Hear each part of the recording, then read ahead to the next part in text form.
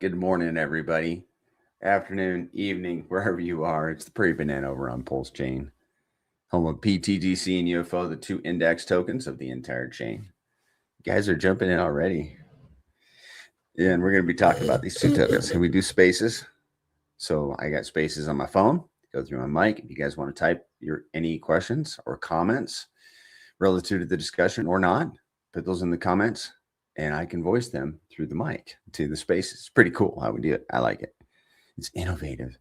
So I'm just waiting for the founder to jump on. Mando, any of the other guys, the whole crew can jump in. David, I'm excited for you, man.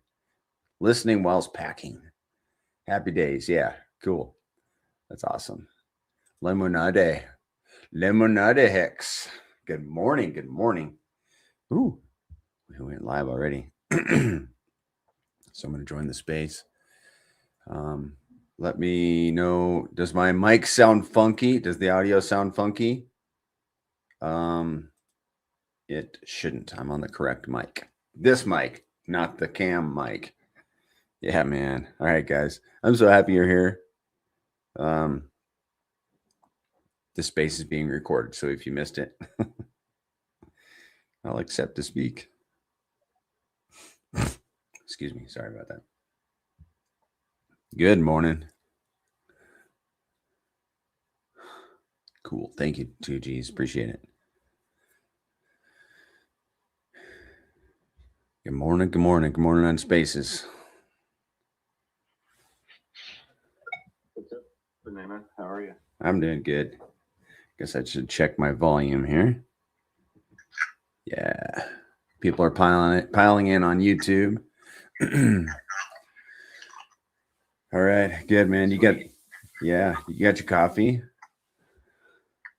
Yeah, I'm on my third cup. Whoa. I'm on my third cup. I'm not kidding. I usually have 3. Sometimes. Four. You have 4? No, I said this is my last one. I usually only have 3. Oh, me too. I'm a 3. I have a mug, though. My mug is rather large. How many ounces is it? It's probably like 18 ounces. Some days I have 4. But today's a 3 mug day, just a normal day. Yeah, I'll sometimes have one a little later in the morning. You know, like 10 if I'm feeling it. But do you put anything in your coffee? Oh, yeah. Yeah. I make bulletproof coffee. So, and I need lots of sweetener, my wife tells me. So I got to add some sweetener.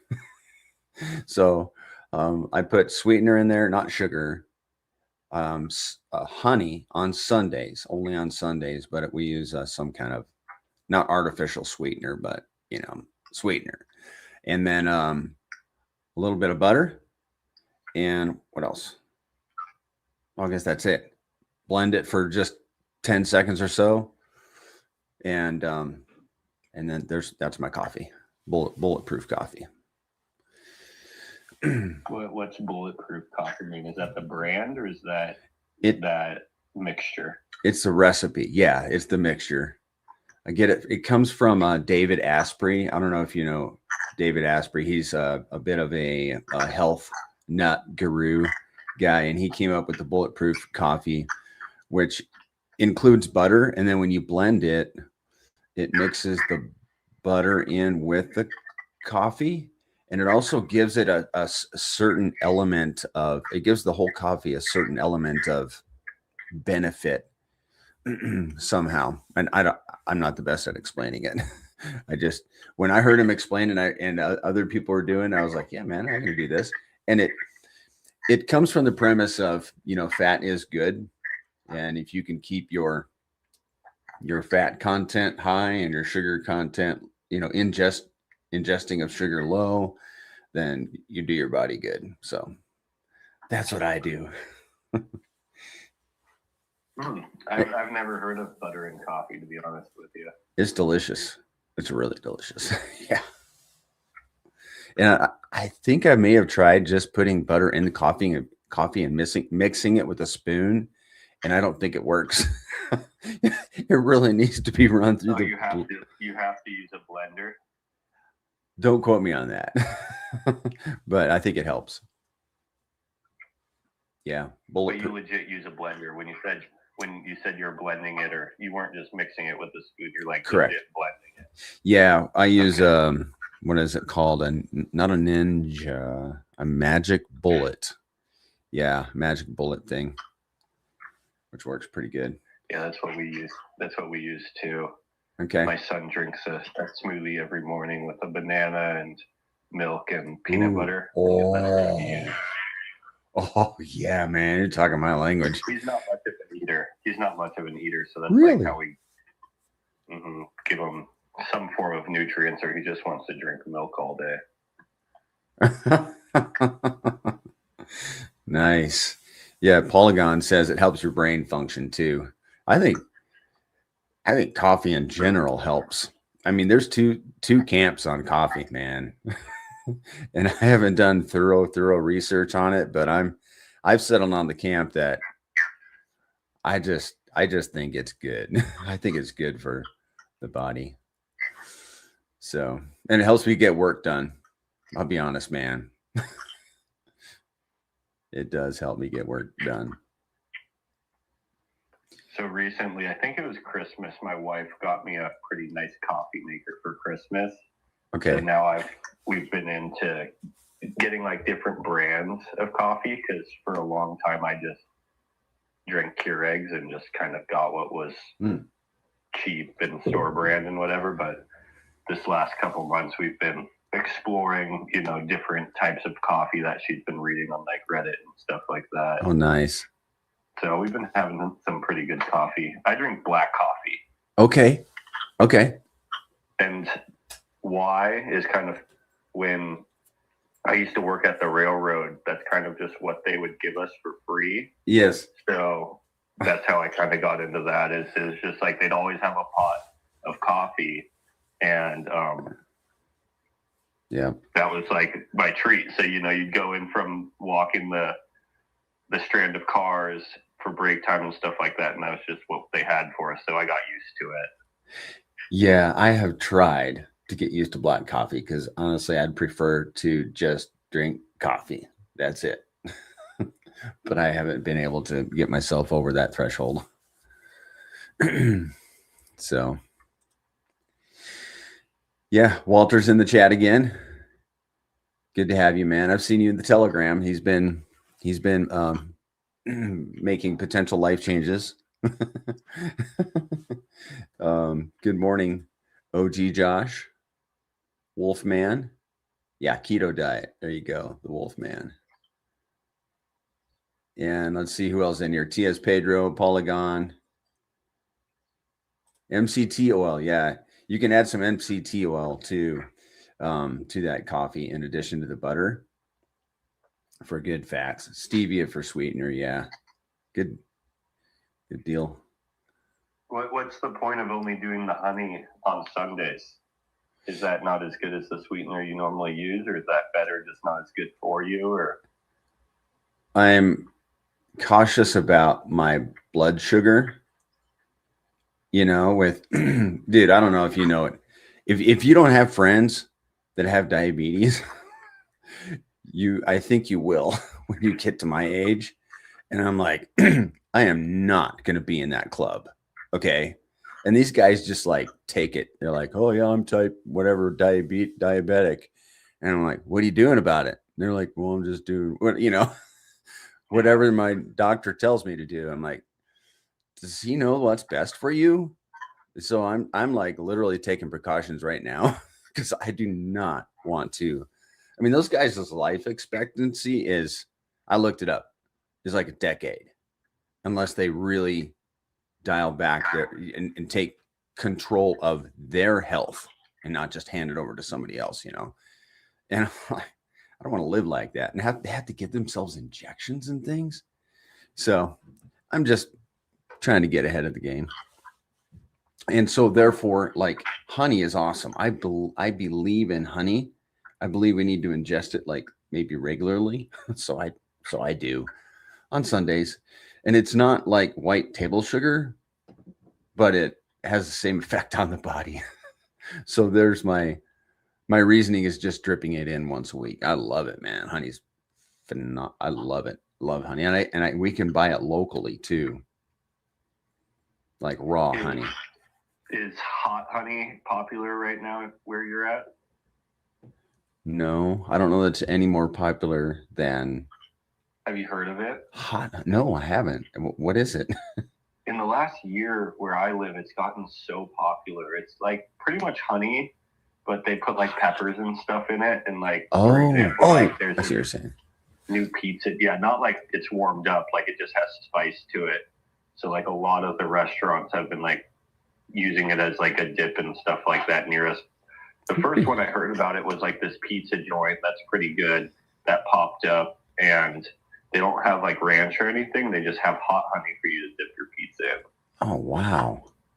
Somehow I came across, it was like some free honey somebody was going to give me, I think. And it was hot. And I was like, nah. Maybe I should have tried it. I will try it. It's pretty good. It's pretty good. I'll be honest, like after you eat like 4 slices, dipping every single bite, I'm a big like dip my pizza in something kind of person. I don't really like pizza without it being dipped. But by the 4th slice, you're kind of a little over the taste of the hot honey, but the first slice is pretty good. Okay. Yeah, that was going to be my question. It's like dipping your pizza in the hot honey. I'd have to try it. I'm a foodie. I love to try different stuff. So I would definitely give that a try. OG Josh asked, just coffee and butter, unsalted butter. I use salted butter. It's coffee and butter. Yes, basically blended. Kurt Gallagher puts in a little lavender too. Whoa.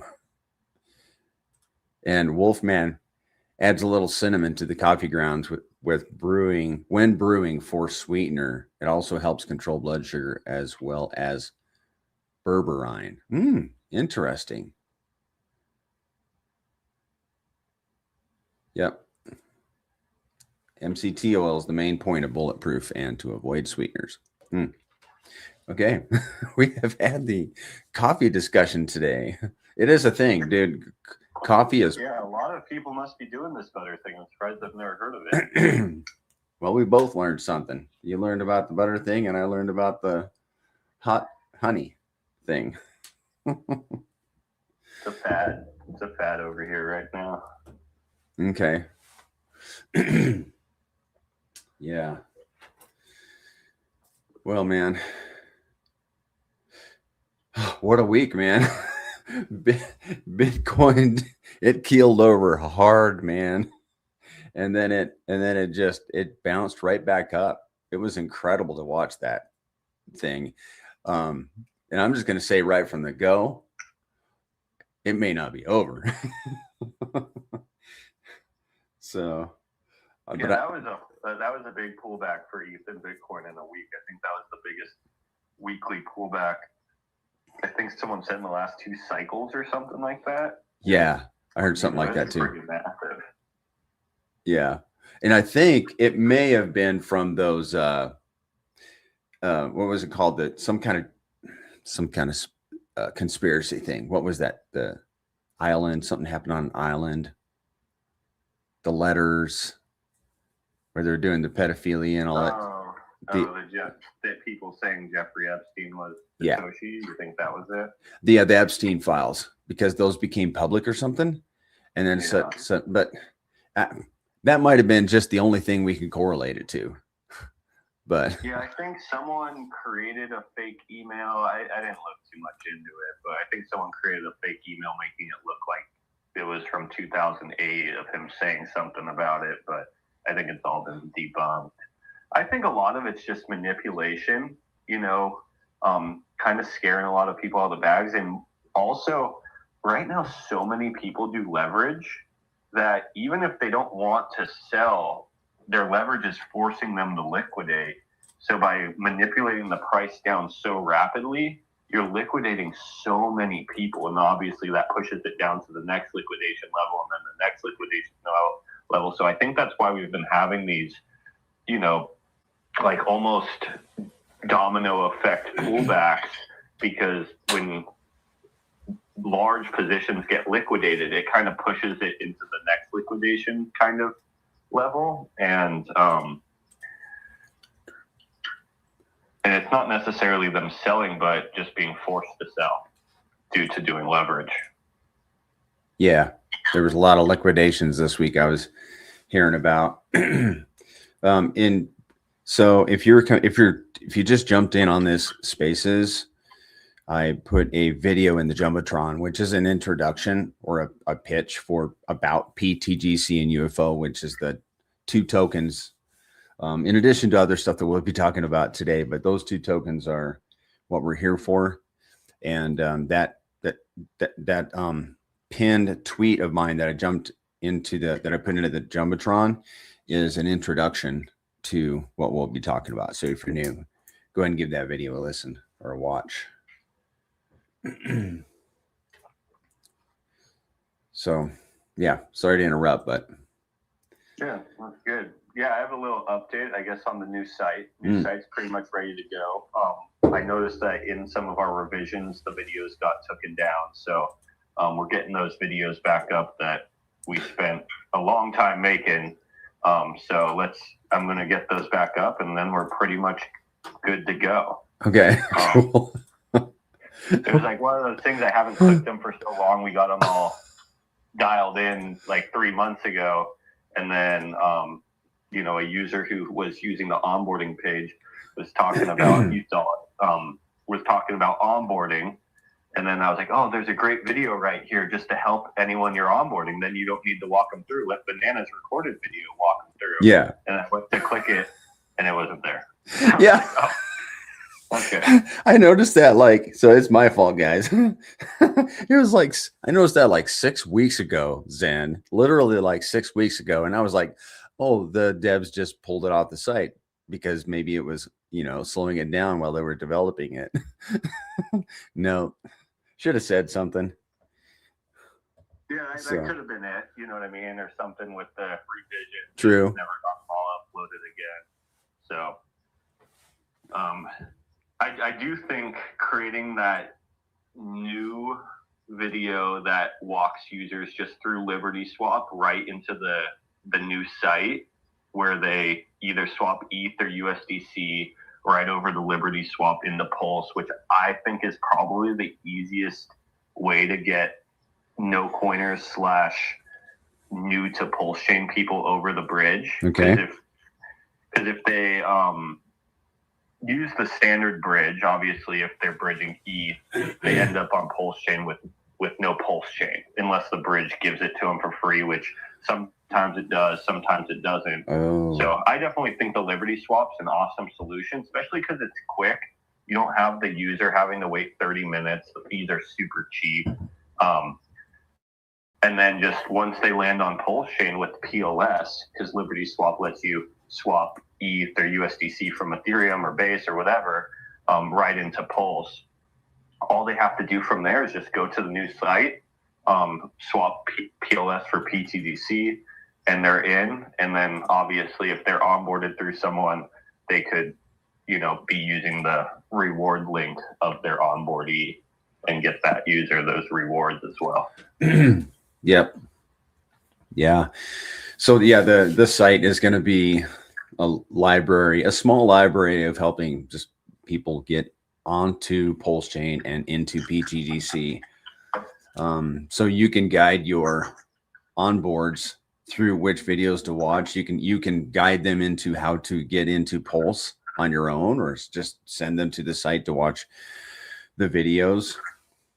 So it's going to be a super good, in my opinion, it's going to be a great onboarding tool. I haven't seen really anything like it, except for, I think pulsechain.com has something like that for helping people figure out how to get onto Pulse chain. It's very similar to pulsechain.com, but what I think makes ours more unique is the video clips to kind of walk you through each step. So yeah, for a no coiner, I think it's worth holding a no coiner's hand. If you're onboarding a no coiner, it's probably worth really helping them. But if it's someone who dabbles a little bit with Ethereum or Base and, at least has self-custody, has maybe used Uniswap before in their life, which is a large percentage of people, but maybe they've never gone over a bridge, they've never been to pulse chain. A user like that, I think if you give them the site, they can very easily get into pTGC with just watching a couple 2-minute, 3-minute videos. Like it would be very easy for them. No coiner, I think holding their hands, really helping them is worth it. But yeah, someone who's already in crypto, but just maybe not as experienced as a lot of people in the pTGC ecosystem, they could hop onto this site and they could get into pTGC on their own with these tools. Yeah. Yep. And that's the whole idea. They can land on our site and get themselves onboarded. So, and we've already been seeing some activity on the leaderboard. It's not that the site and the whole thing is not live yet, but it's live to our private community. So if you have someone you're looking to onboard, feel free to reach out to Banana. He'll give you the link. You can onboard them through the site and earn your rewards. Okay. Cool. The rewards get paid out at the end of the month. So feel free to do that if you have someone you're waiting to onboard for the reward system. It isn't live to the public yet. So we're still kind of in this private mode, getting all our videos up and stuff like that. Just getting everything tweaked to where it's perfect before it's like publicly announced, but it is live. So if you're a community member, you're looking to onboard someone, you want to set up your reward link before it goes live, whatever you want to do, it is technically ready besides a few little things. Yeah. You could ask Banana for that and he'll pass it on to you. He also has a helpful video made how to create your reward link and stuff like that too. Yeah, and that I just made that video yesterday, and it's on my YouTube, but it's not published yet.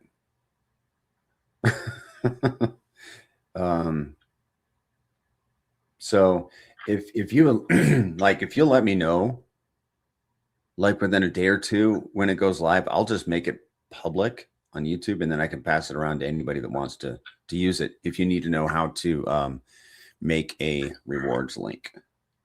Because it actually, at the end of the video, I'm sending people to my website to get my referral link. I guess there's really no conflict there. I could probably just make it live. I'll think about it. But I think we're within a few days of making it, of publishing it, making it go. And I've got material, dude. I have material ready to send out into cyberspace, YouTube, Twitter, like videos and such. We're gonna blast this thing out, and we're gonna cause. I think we're gonna cause some green candles on our chart and perhaps on all of Pulse Chain. And I think perhaps the timing is good. I was listening to some stuff this morning that has me bullish on crypto in the short to medium term. Could be wrong. I mean, crypto is always full of surprises, but I think that the timing of this referral system is interesting. And I think we could be hitting it just right. We could be. And if not, hey, we can have our own little bull run without the rest of crypto. 100%. But how much better if we hit it with the rest of crypto? Yeah, we can have so much growth just on our own efforts, especially at these low levels. Like the lower, since Pulse Chain's kind of dragged us so low, our efforts can pretty much bring us back up to super high levels. And then we're just that much more prepared for when the market does turn in our favor. So if it doesn't turn in our favor in the near future, that just gives us more time to outperform Pulse Chain. And then when Pulse Chain or the market finally turns in our direction, well, we're that much more ahead, and now it's just a multiplier of everything we've done. Obviously when value starts flowing into Pulse Chain via the market turning around, we've seen countless times a large amount of that value making its way to pTGC. So anything we're doing right now is just an addition to what we can do when the markets turn around. And, I'm excited for having that time. You can see right now, even with our price kind of hovering around this 25 mil market cap range, 20 mil market cap range. There's a lot of great distribution coming in.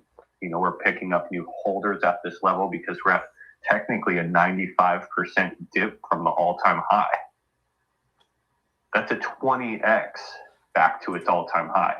So if a user picks up a position at roughly these prices and then we go back up to all-time highs, that user is up 20x on that position. Yeah. That's pretty darn good.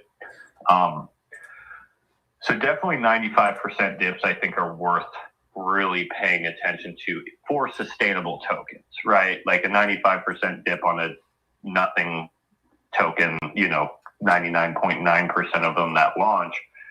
You stay away from it. It's probably dead.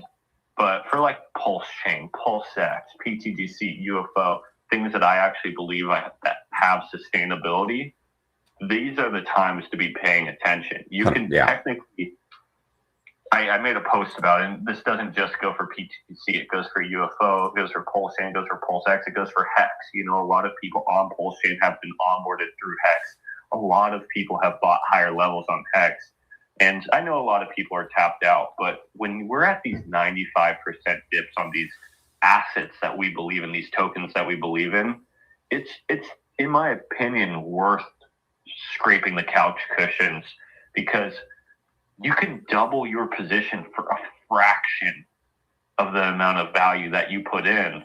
And then if the tokens go back up to your first purchase's break even points, well, you can actually start taking profits and stuff then, if if that's what you want to do. Yeah. Jim. And it would only cost you a fraction of maybe what you put in earlier. Or the other thing is, if you really believe in the system and you're not really struggling for extra money, which, isn't everyone. Everyone's in a different situation. You can increase your position by a crazy amount when you're at a 95% dip as well. So maybe it's not even doubling your position. Maybe you're able to triple, quadruple, something like that, because at these low levels, specifically for pTGC, if you're able to get more of the supply, you're going to now start increasing your APY. So when prices get higher, your passive income will be larger because you're going to be getting a larger percentage of the rewards being paid out. Yes. And what we've seen, especially right now at these discounted prices, with our volume still sitting kind of high, is users who have worked on making those decently sized positions are actually earning good quantities of pTGC daily. And when we get that revaluation from our efforts and from the market, all those tokens are going to revalue as well. Jim Horton is echoing what you said. He said, these are great times to continue to keep DCAing at great prices. I mean, we got to figure just less than a month ago, we were above, well, we had one less zero. We have 4 zeros right now, 83. 4 zeros, 83. And it's just like, this token is so that's basically $83 for a million tokens, $83. Saw a guy buy 10 grand worth yesterday. He picked up, I think it was 130 million tokens. And that's like 4 dolphin positions he scooped up for 10 grand. I think at the top, a dolphin position was somewhere in the neighborhood of over $40,000. Yeah, we're going back there and beyond, in my estimation and my opinion. Hey, we've burned 3.2% of our way to the next whale position of pTGC. That's pretty sweet. Yeah, I think that's, a great topic to kind of go over. I'd love to hear anyone else's opinion on it too, of like how to really spend these next months. If we're in a bear market and this bear market takes 6 months, 8 months, or even if it just takes 1 month, what is the best use of our time and what is the best use of the DAO? Like how can we capitalize the most on these cheap prices? Is it getting some LP in. Obviously every single transaction adds to the LP with PLS. I'm super excited for that. Every time I see that contract fire off and add that PLS into that mainnet pair, I'm like, darn, that's pretty good. Yeah. PLS is at a 10th of SAC price right now, and we're just adding PLS. Like, that's good liquidity for our community in the future. Obviously, we get to use our liquidity not only for the value of the asset, but also to generate revenue in the future. Another thing I'm kind of looking at, especially at this 20 mil market cap level, and I've been having conversations with people, is, just consistent buy and burns, not only from the automatic function, but also using some of the DAO funds just to keep kind of buying and burning a little bit on addition as well. Just keeping the asset scarce, scooping up these cheap levels with what we're generating in revenue. Yep. Another one that some users have been kind of pushing around too, and I'm definitely open to the conversation and I see the value in it, is, with Ethereum below 2,000, I think it's now above, but it was just below. Bitcoin, below 70, or maybe it's right around 70. BNB, I think around 600, whatever the numbers are exactly, but they're at these discounted ranges now. And we can also start slowly kind of bolstering up those LPs as well. Not only connecting our community to some of these more legacy assets, but they're great value generation sources as well, because they aren't as tied with Pulse Chain assets as PLS and PulseX and Hex.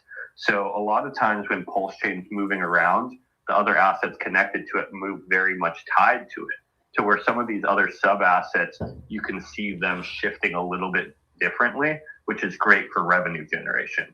For example, we have a small ETH pair with pTGC, the real ETH, right? Or wrapped ETH. Right. And looking at the ratio of liquidity to what it generates, it's one of our best performing pairs. Oh, really? I'll have to go look at that. Let's have a look at that on pTGC-UFO. Thank you, Shaka Vibes. I'm on this thing every day. Let's look at that. I'm going to sort by, so I'll pull this comment down. But Extra Crypto says it's better to get the ratio up. Oh, we'll save that comment. That's a good one.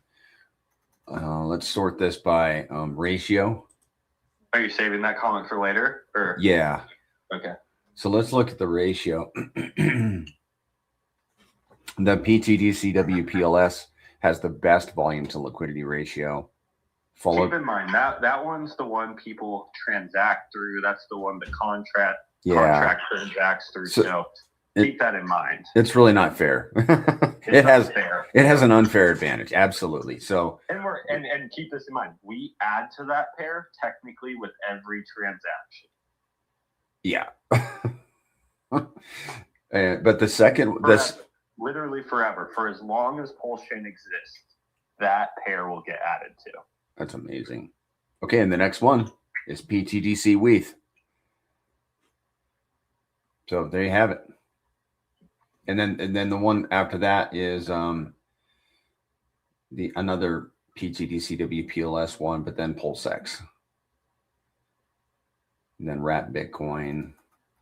Yeah, so like I have a little bit of data going back to 90 days. I have a 1 day, a 7 day, a 30 day, and the 90 day. And the Pulse ranks number one pretty much for every single one. But a reoccurring one in every single one of those time frames is WETH.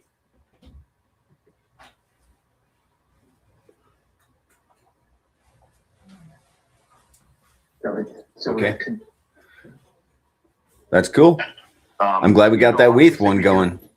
We do have some pairs, like some of our more higher risk pairs, let's say like PDI or Most or Pump, where we'll sometimes get great days out of those, right? When they have like their good shifts, when the user's trying to get at it, like those kind of generate revenue spontaneously for us at larger amounts. But what I'm seeing is with ETH and with some of these more legacy plays is they're more consistent. Maybe they don't have those huge spikes, but they're consistently generating revenue for us. Okay. I'm looking at the volume, and this is interesting. Well, the volume in the pTGC WPLS pair is like $16,500. That's the highest volume pair, the highest pTGC WPLS pair. And then the pTGC WETH is $550. But it has a higher volume to liquidity ratio. Yeah, what we're talking about is that ratio. Uh-huh. So we believe, obviously, as we increase the liquidity in that pool, that volume will naturally increase as well. Because arbitrage bots will have to move more money to fix prices. Yeah. Plus, like, I'm still, obviously I believe the X's that will get out of Pulse Chain, Pulse X, Hex, when it's go time, will be a lot more than ETH or Bitcoin and stuff like that. Like, I believe they're going to, even if you look every time ETH pumps, Pulse actually increases more, pTGC increases a lot more because of reflexivity. The downtrends is what's kind of been beating us up. When ETH has kind of created its tops and then went into downtrends or pullbacks, we've been pulling back a lot more, and that's kind of what's been creating, our down to the right chart on Pulse. When that's happened, that's what's created the pullback pTGC. But that doesn't mean that when ETH turns around, that we're not outperforming ETH. So that's one big thing I've been paying attention to, is when ETH has bottomed, these are the best times to get into Pulse and into pTGC. When ETH tops, when the market tops, obviously this is the kind of the better time to, if you are looking to take profits, if you're not staying in the system long term, or maybe you're just looking for the ideal time to take profits with APY, or however you want to do it, right? Every individual is different, but paying attention to just using ETH as like a market indicator when it's bottoming, this is kind of the best time to get into pTGC or to Pulse. And when it's topping, these are the best times to either take risk off and go into ETH or Bitcoin or stables, or, if you're very long term and you just want the revenue and the APY, you can just hold on for the ride, like a lot of people in pTGC. But if you are looking to take profits with APY, you got bills to pay, whatever you want to do, looking for those tops on ETH, this is a really good strategy. We have 2.5 years of data on this. And then looking for the bottoms of ETH is the best to usually get into pTGC. Sweet. I'm glad you're tracking that. That's important. There's a lot of stuff to keep track of in crypto, man. Yeah, Extra Crypto is saying that it's better to get the ratio up now between pTGC and PLS, because that will increase the X multiplier when Pulse actually does move. Yep, absolutely. I completely agree with that. The amount of value it takes right now to increase the ratio is fractions of what it will be in the future once Pulse revalues. Right now, we can break all-time highs, and maybe this is something you can pull up on your screen, how much value it takes for us to break all-time highs against ratio. I think it's 22 to 1, which is pretty much a 3x, right? A 3x? Yeah, if pTGC did a 3x, okay, that would be at roughly a 22 to 1, which would pretty much break our all-time high against Pulse Chain. Like, how much value does that actually take down here? Okay, we'll find out. It's so low right now compared to at higher levels of Pulse Chain. It takes so much less value. So just like Pulse X is saying, or Extra is saying, the amount of value it takes now is so much less than what it could be in the future to get that ratio up. So why wouldn't we focus some of our attention on like buy and burns and onboarding at these very low levels? Because it's not only what's best for the price, but it's also best for the users that we're onboarding. It's also best for the quantity of tokens that we're taking off the market if it's a buy and burn.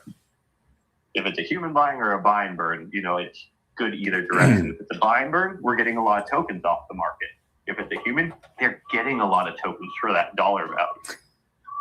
$610,000 in buy pressure on pTGC is a 3x for pTGC. That's crazy. Yeah, this is 610 bucks. So yeah, guys, you heard Zen. Reach out to me if you want the link to the site and all that, so we can get your onboarded. Yeah, and that kind of just leans into what you're saying. Like, hey, we can have our own bull market right now. Mm-hmm. Like, we are not dependent. Like, I think we have enough. What we have is by far good enough. It just takes marketing, educating, onboarding. Obviously, proper use of like DAO funds is very important as well. That's kind of why I was bringing that up. Hey, what's the approach here? I think right now it's a super diversified approach. Let's get some LPs. Let's get some assets held for opportune times. And then let's also, have the buy and burn turned on a little bit and take those assets off the market at these super, super cheap levels. Yeah, man. Yeah, I love reducing the supply. Every pTGC that goes into the burn address just inflates our position and sends more rewards to our wallets. And we're getting lots of rewards too. You can see it in real time. I forget how much a dolphin positions right now. I think like 2,500. Well, there's only 300 of those positions out there in liquidity right now. A technical dolphin position is it's about $2,800 for 33 million tokens. But if you're to do it on just the supply that is available for purchase, $2,400 for a dolphin. Yeah, and obviously it's really hard to get at all 300 of those positions, because after we start taking away the first 100 of them, they become more expensive. And that's kind of why I'm highlighting right now how much those cost. Yeah. Yeah. I made a video. I made a video for X, and I touch on that. I just haven't dropped it on X yet. I think I might be waiting for the new site. It might be one of those videos. I'm a little bit jumbled up, kind of waiting for things to be set in place. But I did touch on that in this video about the supply. There's actually like 340 dolphin positions available for purchase. But you're right, as those dolphin positions are bought up, the price increases, so it just makes the remaining dolphin positions more expensive. Yeah, that's how it works. And I look at where Pulse Chain's at right now. The reason those positions cost that amount is because Pulse Chain is 10 times less its sacrifice price.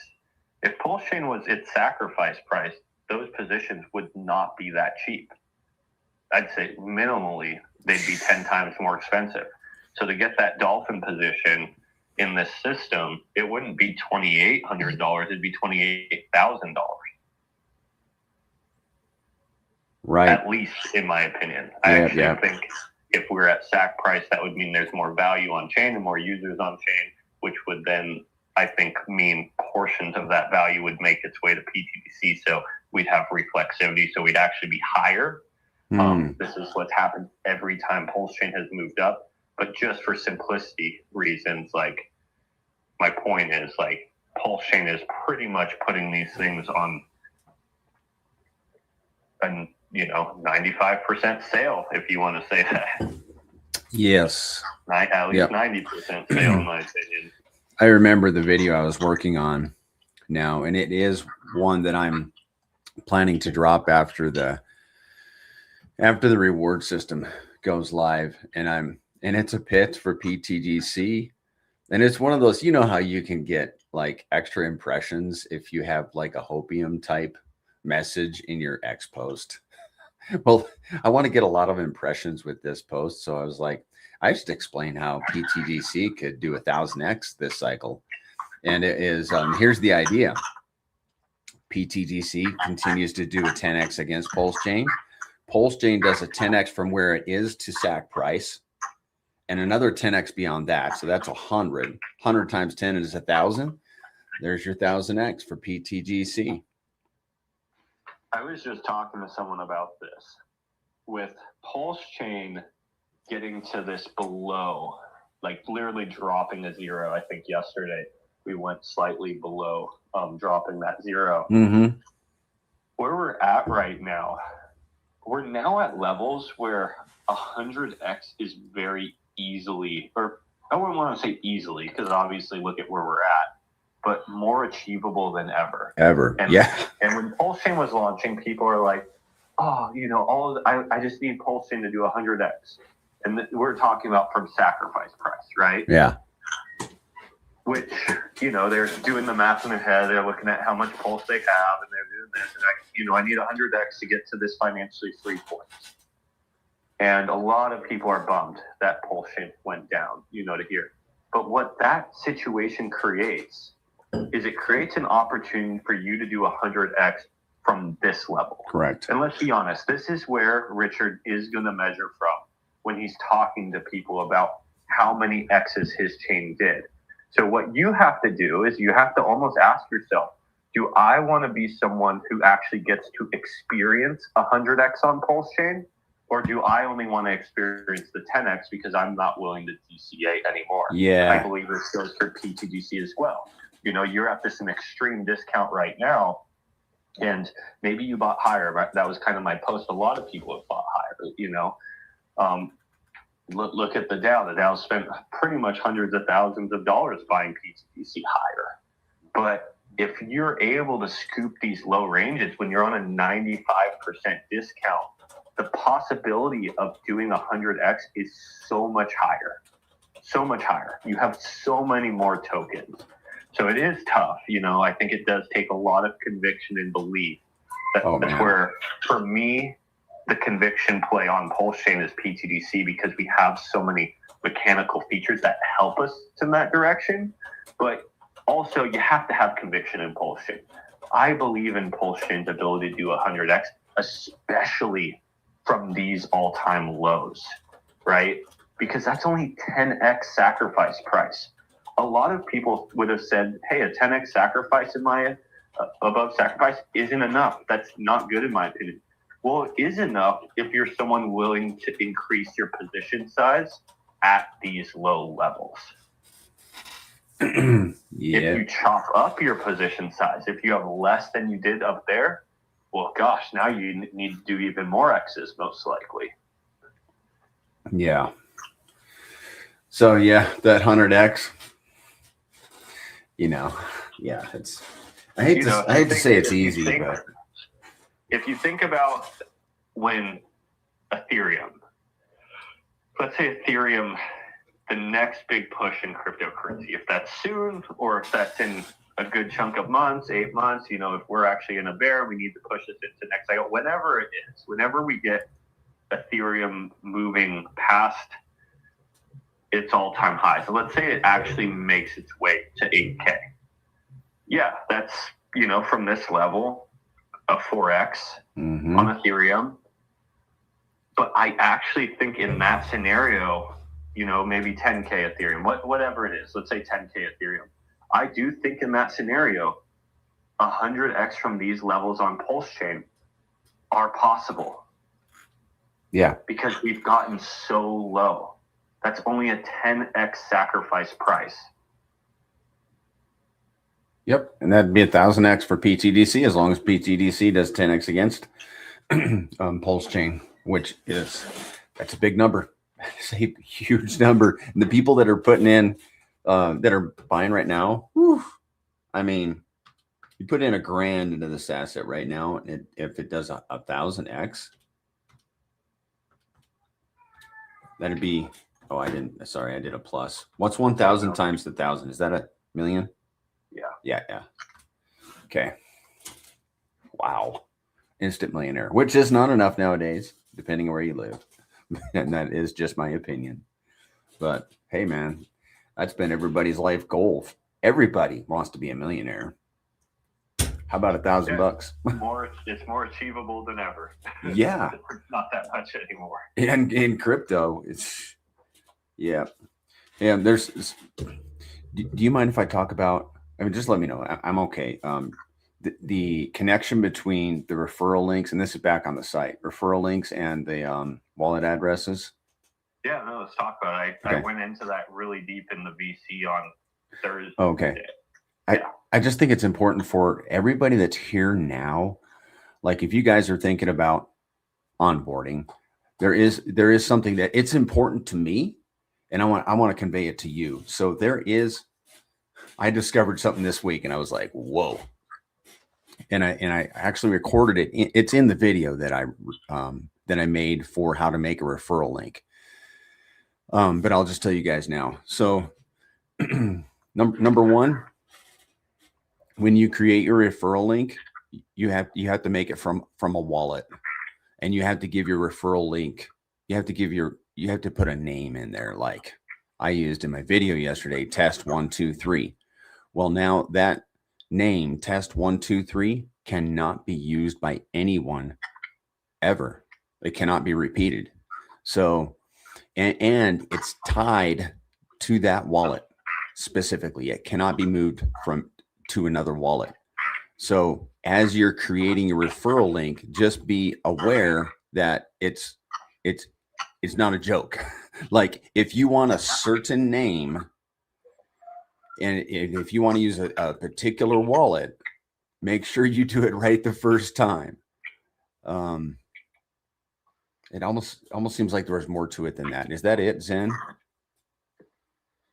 No, you had like 3 awesome points in your video. So that was the first one, right? When you create a reward link or a referral link, the wallet that you have connected when you create it is the wallet that's going to receive the rewards. So make sure you create your referral or your reward link with the wallet that you actually want to receive the rewards. That's the wallet that's connected. So that was the first tip, like trick tip or whatever you want to call it, that Banana brought up in the video. The other one that you're bringing up is if you connect to someone's reward link, and you buy, if you make the purchase of pTGC, you are forever connected to that referee. Yep. So if you buy in the future on the website, if you buy on PulseX, this doesn't apply, right? So you could buy on the website and then let's say 2 months down the road, buy on PulseX and no one will be getting the rewards. But if you keep buying through the site, even if you just type in the domain, you don't actually go to like Banana's YouTube and click his referral link again, because a lot of us maybe click the link the first time, but then you learn the domain, etc. So then you can just kind of type it in .com and it will automatically recognize your wallet and who your first referrer was. And if you buy again, even without connecting Banana's link, it will continue to give Banana points. So where I think this is super valuable for the people who are actively onboarding is if you just get someone in once, right, and they buy through your system, you get obviously rewards. Let's say they only bought $100 worth.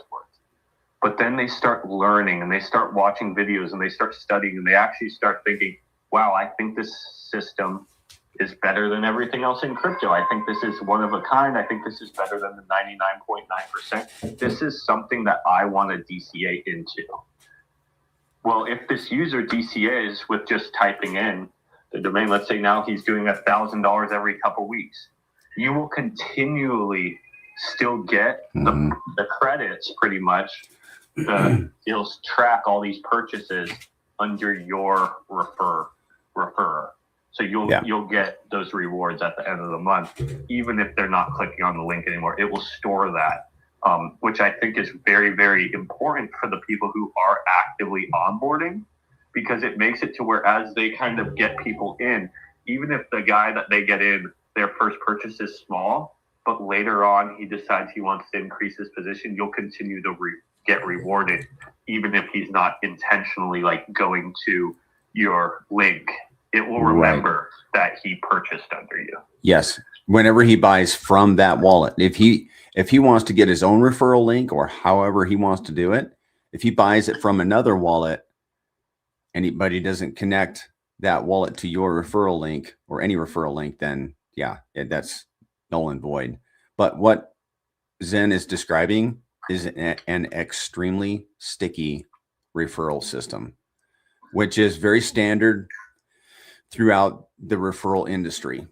Like the referrer is always connected with the referee, and that's just how it works. It's very normal. So I'm getting my marketing material ready because I want to connect my referral link to as many wallets that are going to be buying pTGC as reasonably possible.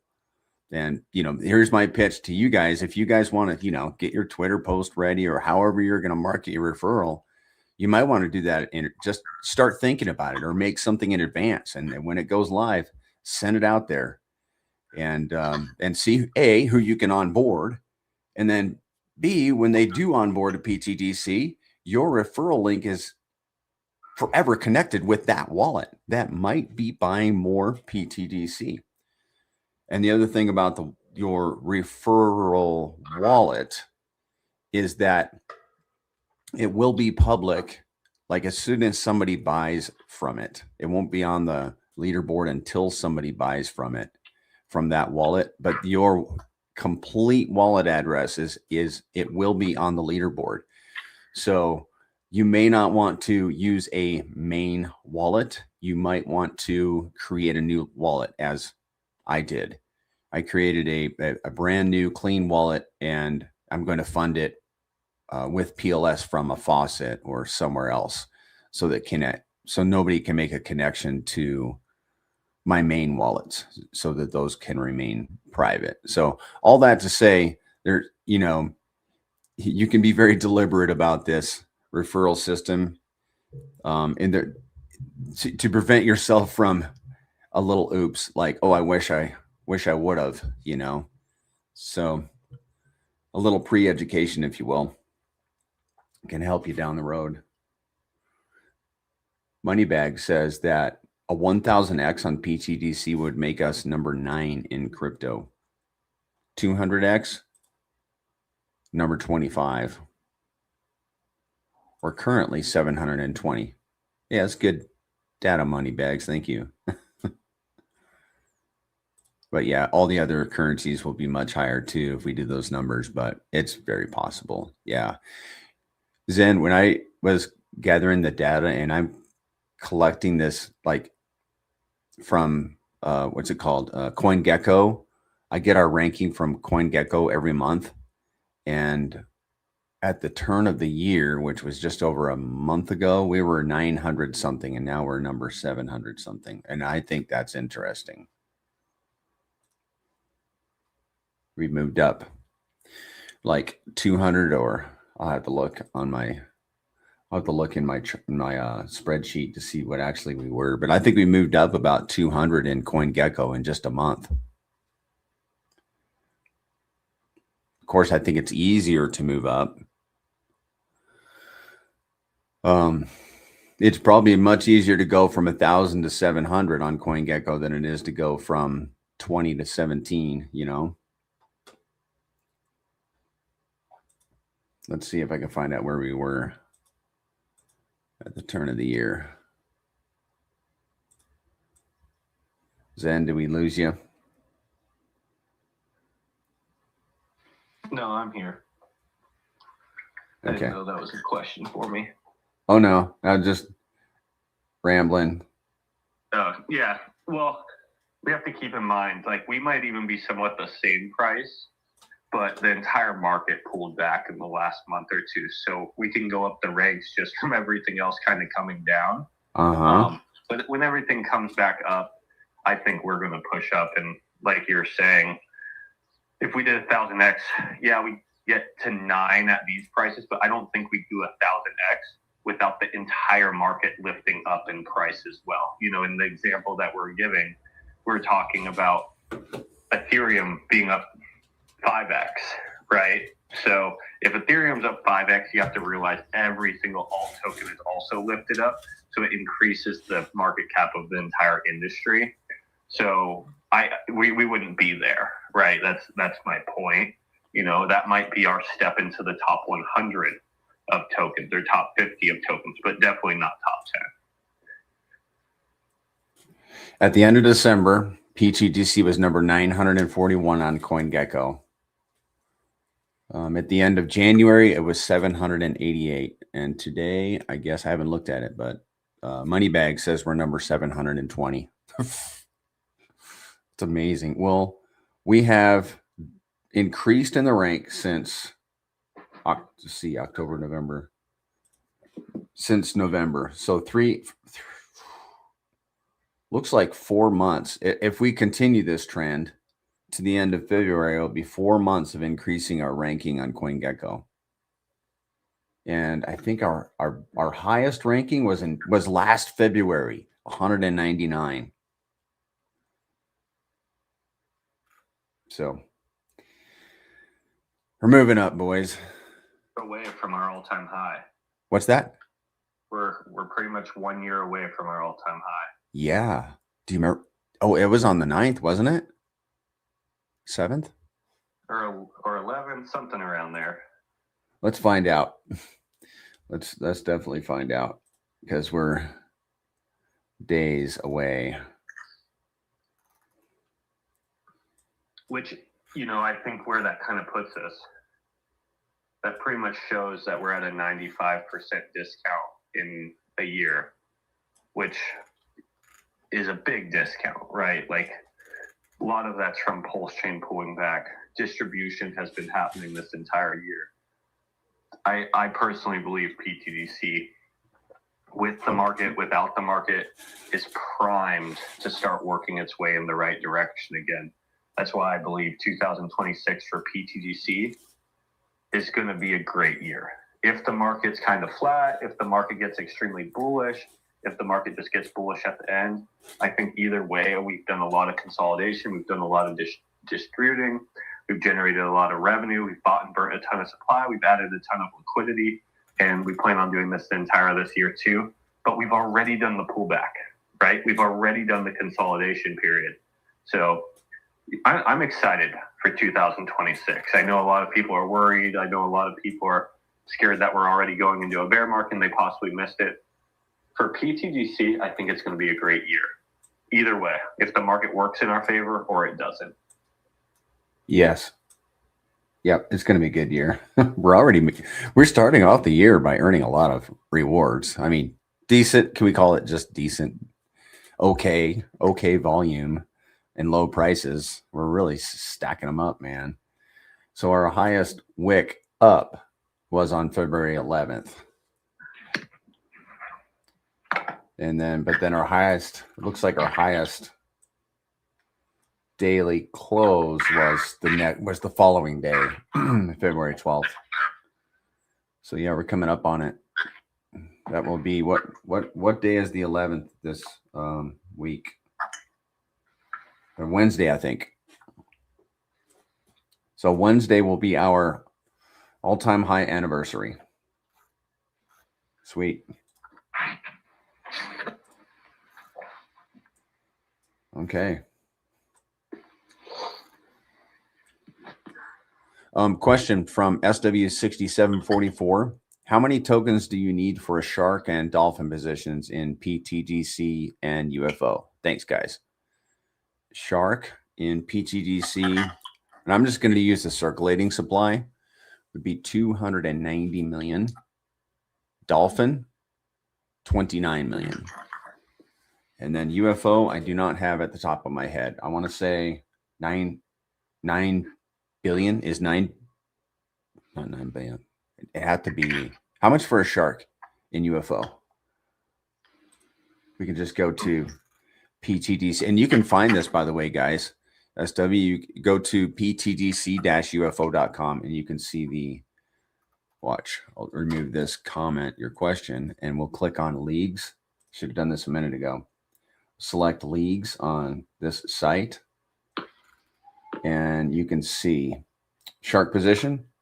And this is from the total supply, 333. You need 333.33 million, which is $27,869 for a shark and the dolphin is a tenth of that. That's pTGC. Hey, Banana, real quick. I got a really good spot on this site to go and see this. If you want me to direct you there. Yes, please. So go to socials. Yeah. And then go to combined, and then it's the second to bottom box. Yep.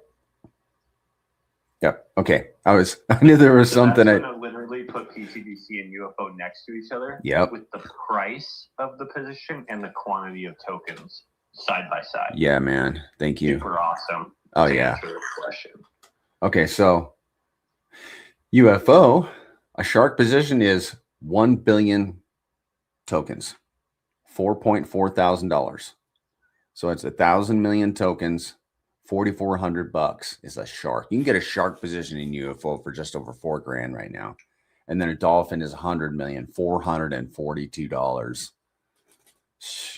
I remember when a dolphin position in pTGC was like in the triple digits, hundreds of dollars.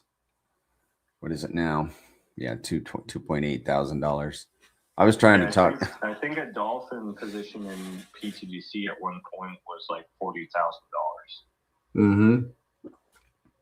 Now it's 2.8.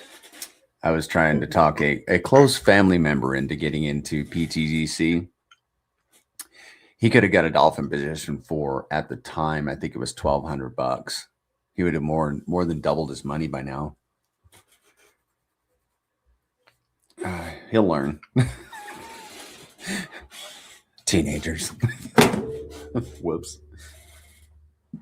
Sorry about that. My phone dropped.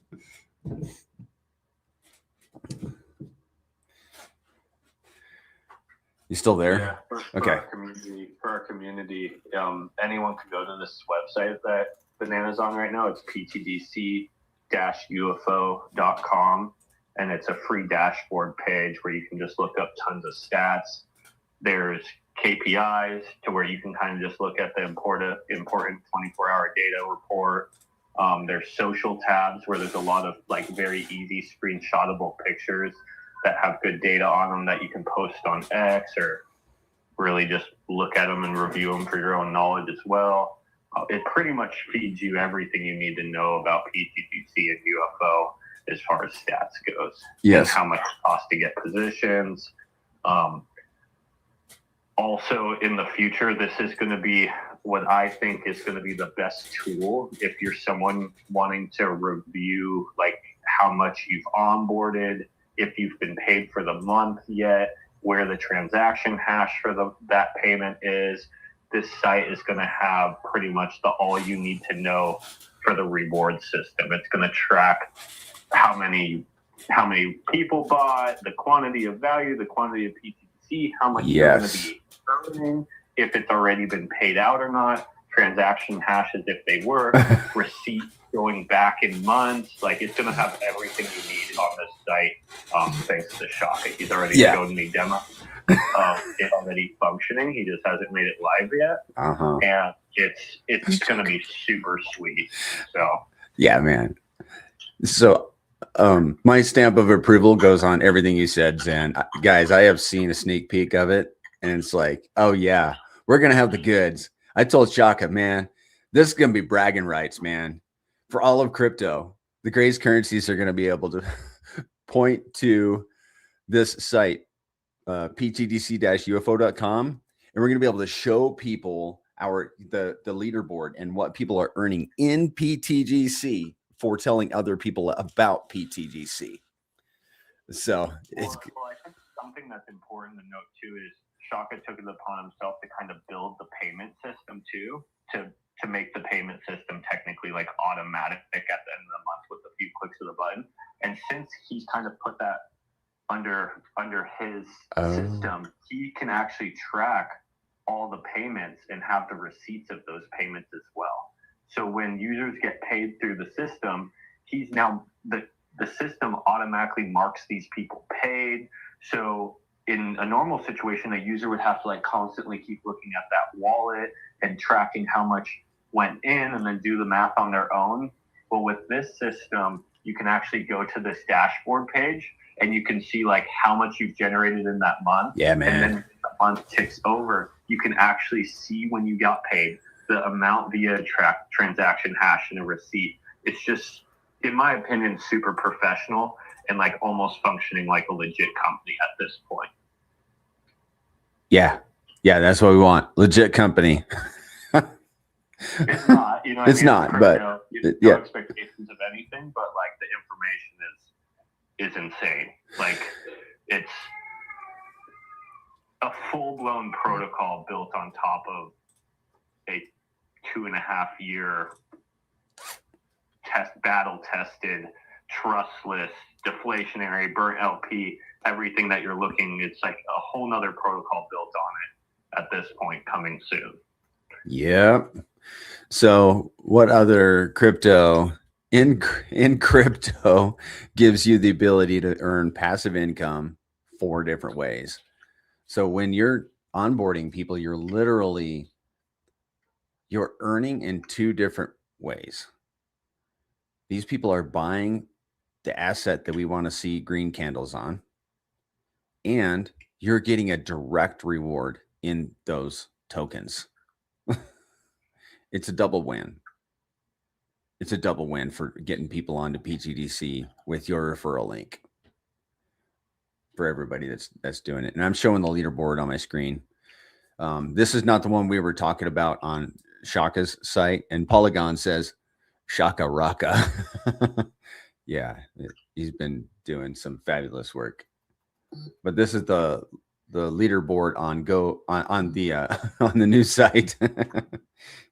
And you can see some of the transactions there. And we're going to have a lot more transactions. You know what I mean? Yeah, maybe I'll throw this. Yeah, maybe if you want to bring it up. So hopefully Staker Slade is fine with me showing this. It's all going to be public here soon anyways, because it's on the site. I'm going to put it in the TG banana, and you can pull it up if you want on the screen. 1 second. Okay. So this is, I need to see what he calls it, just so I use the right wordage. This is like the individual profile. So everyone will have a profile that they can go into, and it can show the month or the all-time of the specific profile. So you can actually look at yourself or even other people. Again, going to what Banana said, if you want yours to be anonymous, it's pretty easy. You just have to not create a username that's associated with like your Twitter handles and stuff like that. You can literally call it just numbers and letters and use a blank, a empty wallet, and no one will know it's you, but at least you'll know it's you, and you can go into it and, look at all your stats and stuff like that. Yeah. I'm trying to pull that file up onto my computer. I made a screenshot of it. It looks way better on desktop. Sorry, I'm on my phone right now, so it's a little jammed up, but you'll get the image. So this highlights, just because it's not even live yet, obviously we're letting our community use it right now.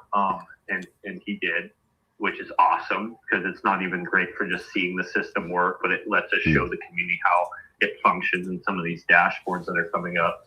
You can see the amount that was bought under his refer or his reward link, and it was roughly $10,000. And then you can see the amount of the commissions that have been paid for this month. And then you can also see what he's owed.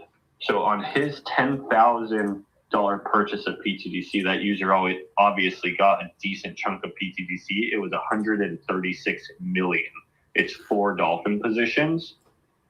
But what he received was 2,726,000 pTGC as his reward. Not paid yet. It gets paid at the end of the month, and it shows that here that it's unpaid. There we go, but guys. It's under the owed and pending pTGC rewards. The current value of that right now is $209.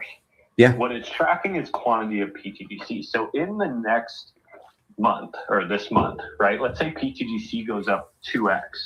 Well, actually, the dollar value would be over $400 that he received for this onboard because he's getting paid in quantity of pTGC. So he onboarded someone 10,000 at the time. pTGC's gone up, so the quantity of tokens have gone up. So he could possibly be earning $400 of pTGC if price increases here shortly. If it stays the same, it's obviously the quantity of pTGC. But my point of this is these really, really low levels on Pulse Chain are not always able to be taken advantage of because some people are tapped out or just don't want to put any more money in. Where within pTGC, you have multiple ways to earn. You can literally just hold, you'll earn. You'll be DCing every single day. You can stake, you earn 150% more than just holding. So you can be technically DCing every single day. You can lock and earn when people early unlock, DCing whenever anyone early unlocks, which hasn't been happening too often lately. This system, you can be earning with every single person you onboard the Pulse Chain. And you don't even need to own pTGC to earn pTGC now, right? Some people just don't have the funds to buy bags that they want. It's really difficult right now, especially in other countries. Even in the United States, it's somewhat difficult. So this makes it to where you could technically be DCing into pTGC by just onboarding. You don't even need to own any, or you don't even need to spend your own money. This is a great example of someone who just technically got $200 more of pTGC at the local bottom. Mm-hmm. Yes. What that could be in the future, who knows, right? If he holds on to it and pTGC does that 1000x that we were just talking about, that's $200,000. Mm-hmm. Mm-hmm.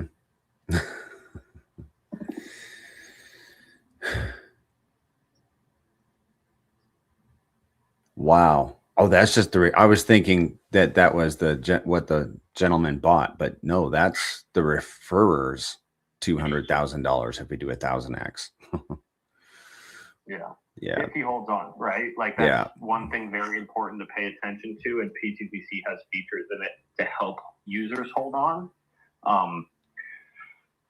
But one of the things that is the most difficult when holding the right asset is actually holding on to that right asset long enough to experience the large amount of X's, right? One thing that makes it easier in pTGC is it has a few functions that actually keep your hand off the asset a little bit more than others. You can lock it and delay gratification, earn more passive income. You can stake it to kind of put one process over to keep your hands off of it a little bit. And it pays you passively, and it's deflationary. So you don't have to worry about supply coming out in the future. You actually can take profits without ever touching your initial or even a good chunk of your initial if your APY is enough. And now there's even ways for you to increase your position without even buying any more by just helping the price of the asset and helping the community grow. Maybe this system, right, this onboarding system, maybe you have your bag of pTGC and you say, hey, I'm not touching my bag of pTGC, but I will touch some of these rewards as price goes up. This will be my profit-taking strategy. I'll touch my rewards in a 10x, in a 10x.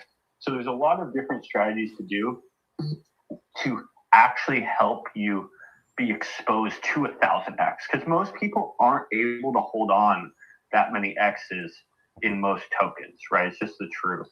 Most tokens don't even do 1000x, so I guess it's irrelevant, and that's usually why most people don't hold on. But I feel like we have a lot of ways to earn, and by having a lot of ways to earn, you can actually use those earnings to take profits instead of tapping the initial. And by not tapping the initial, that actually makes it more possible for us to do the 1000x. Oh, true.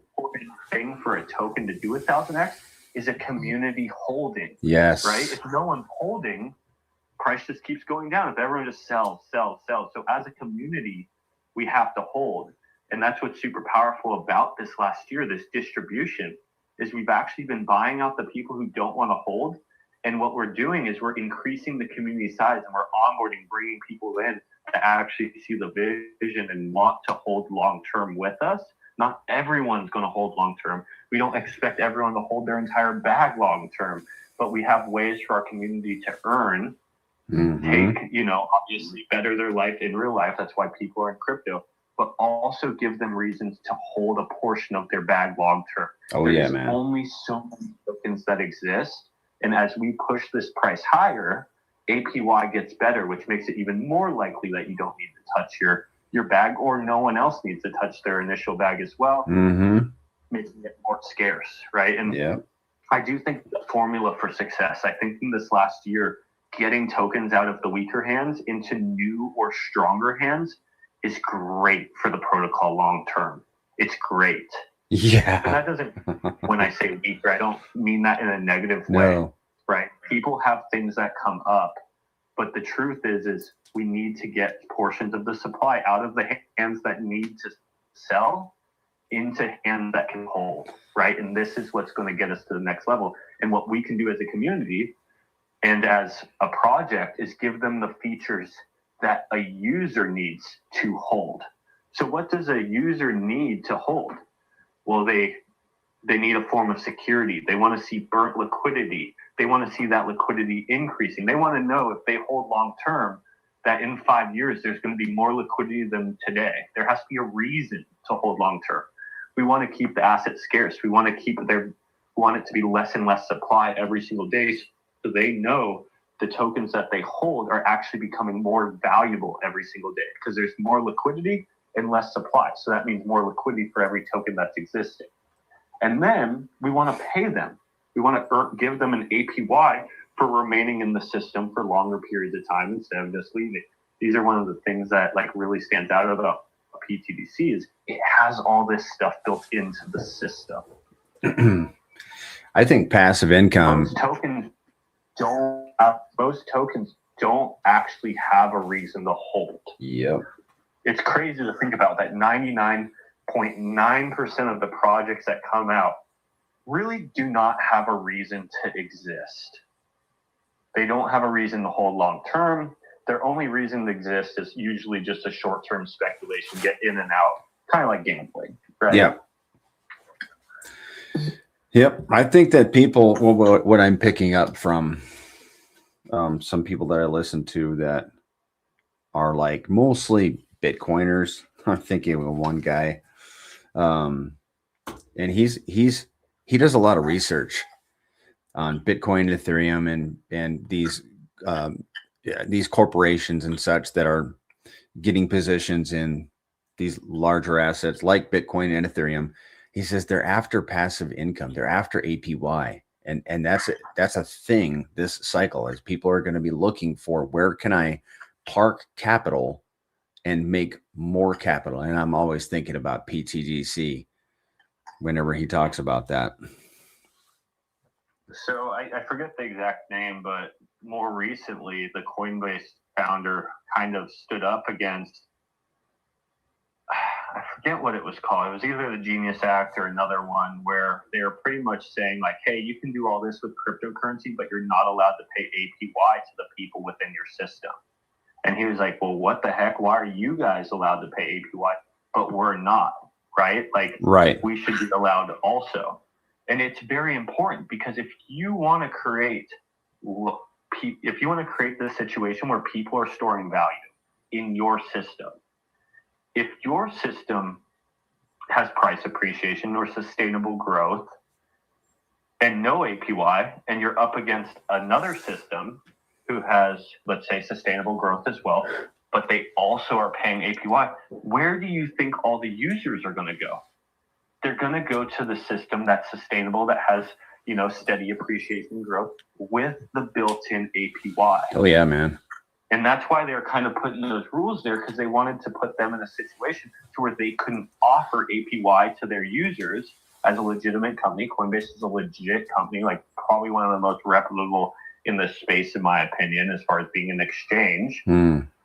But what they're trying to do is put them in a corner to where they couldn't offer one of the most important things that people are looking for, to store value in their system, right? And then obviously they were going to allow themselves to offer that, to where the majority migrate then from, let's say, Coinbase to whatever the banks are offering in the future, because they were going to be able to offer the built-in APYs, etc. pTGC has it all written in a decentralized way, all in code right now. Yep. What we have here, 2.5 years old, operating flawlessly, millions of dollars of burnt liquidity, is honestly probably more than we need. And then we have more features coming out as well, with being able to be rewarded for one of the most important things for a token to succeed is constantly increasing the community's size, right? Luckily for us, we have like these strong foundations to lean on, like the deflation, like the built-in APY, like the value generation. But when you study a normal token, really everything they need is new community members coming in at all times, right? If you don't bring in another community member into Bitcoin, right, technically the price goes down, because miners have to pay bills and they sell Bitcoin to pay those bills to keep the system up and running, which is down pressure on the chart. The only way to keep going up and to the right is by getting new community members in. It's as simple as that, right? This is the only way like a lot of cryptocurrency grows, is increasing the community size. One thing that we have on our side is we're generating revenue off of our machine that is technically a new community member like every single day. You know, if we're able to buy and burn dolphin positions every single day, that's a new community member technically. Like, it's just the same entity doing it over and over again, the debt address or the DAO or the code. But we can amplify that by increasing it, by just onboarding, right? By educating. And this is very, very important for an ecosystem success. It doesn't, I think when you look at cryptocurrency, a lot of people think like that's kind of what makes it a Ponzi in a way, is that you're constantly needing to increase the community size to get the next player in. But this is kind of any industry, right? If you don't keep it running and it kind of stops, like the whole market crashes, right? If no one's buying houses, the housing market crashes. If you don't have people buying cars, the car market crashes. But again, one thing I think that makes pTGC so different is it actually has more than just that behind the scenes operating all the time.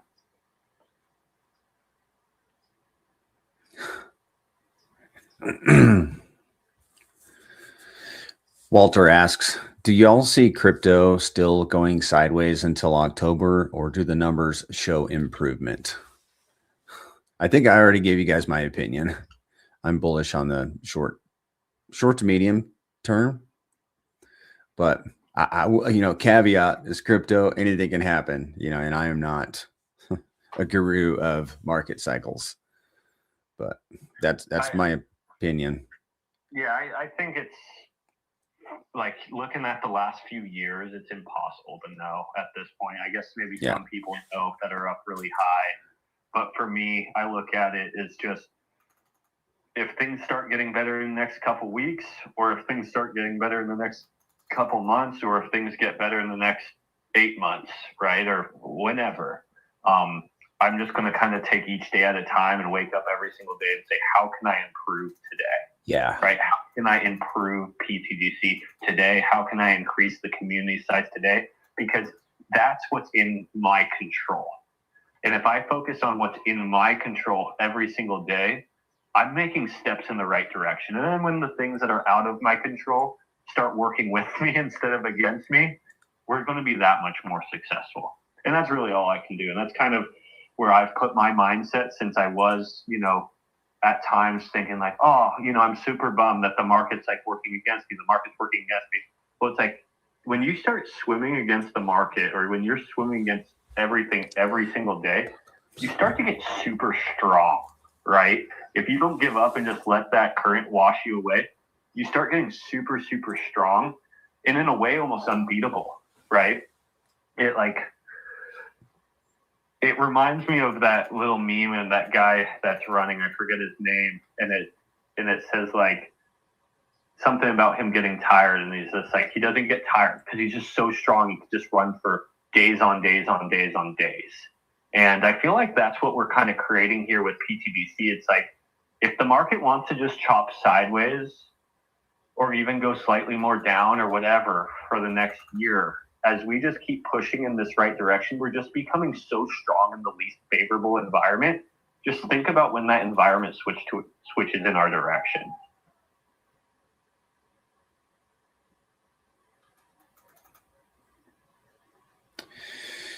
There it is, Walter.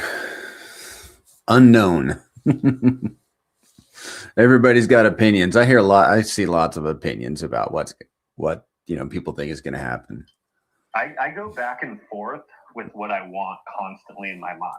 Sometimes I'm like, oh, I really wish we could just get some green going on here and get moving back up to our all-time highs, the market gets better, morale gets better. But then another side of me is like, dude, if pTGC pushes through 6 months of sideways action, it's going to come out so unbelievably strong if we just keep pushing during those tough periods.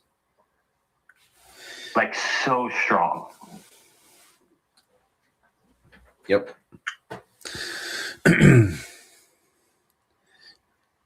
Adele says, good morning, guys. He asked about a proposal that the Dow defeated. You want to, can we talk about that? Yeah, shoot. I don't know of it, but what is it? I haven't looked at it. He says a Dow proposal was defeated, and he says nobody voted against it. I don't know that that's the right amount of votes, because if it went unnoticed, it maybe just didn't get any votes. That's what I'm thinking. So how the Dow functions is it has to at least get a minimum of 5 votes to succeed. So it could have just went unnoticed, and since it didn't get the 5 votes that were necessary, it would by default just defeat it. So maybe no one even voted against it, but it still needs to get the quantity of votes as well. And has to pass by 65%.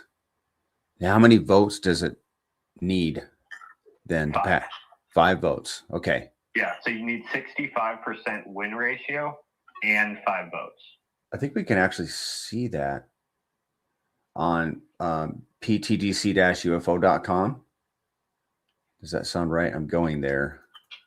I don't know if it's on there. It's for sure on pulsetgc.com, the main website. You can just go and look at the proposal, open it up, and see how many votes are there.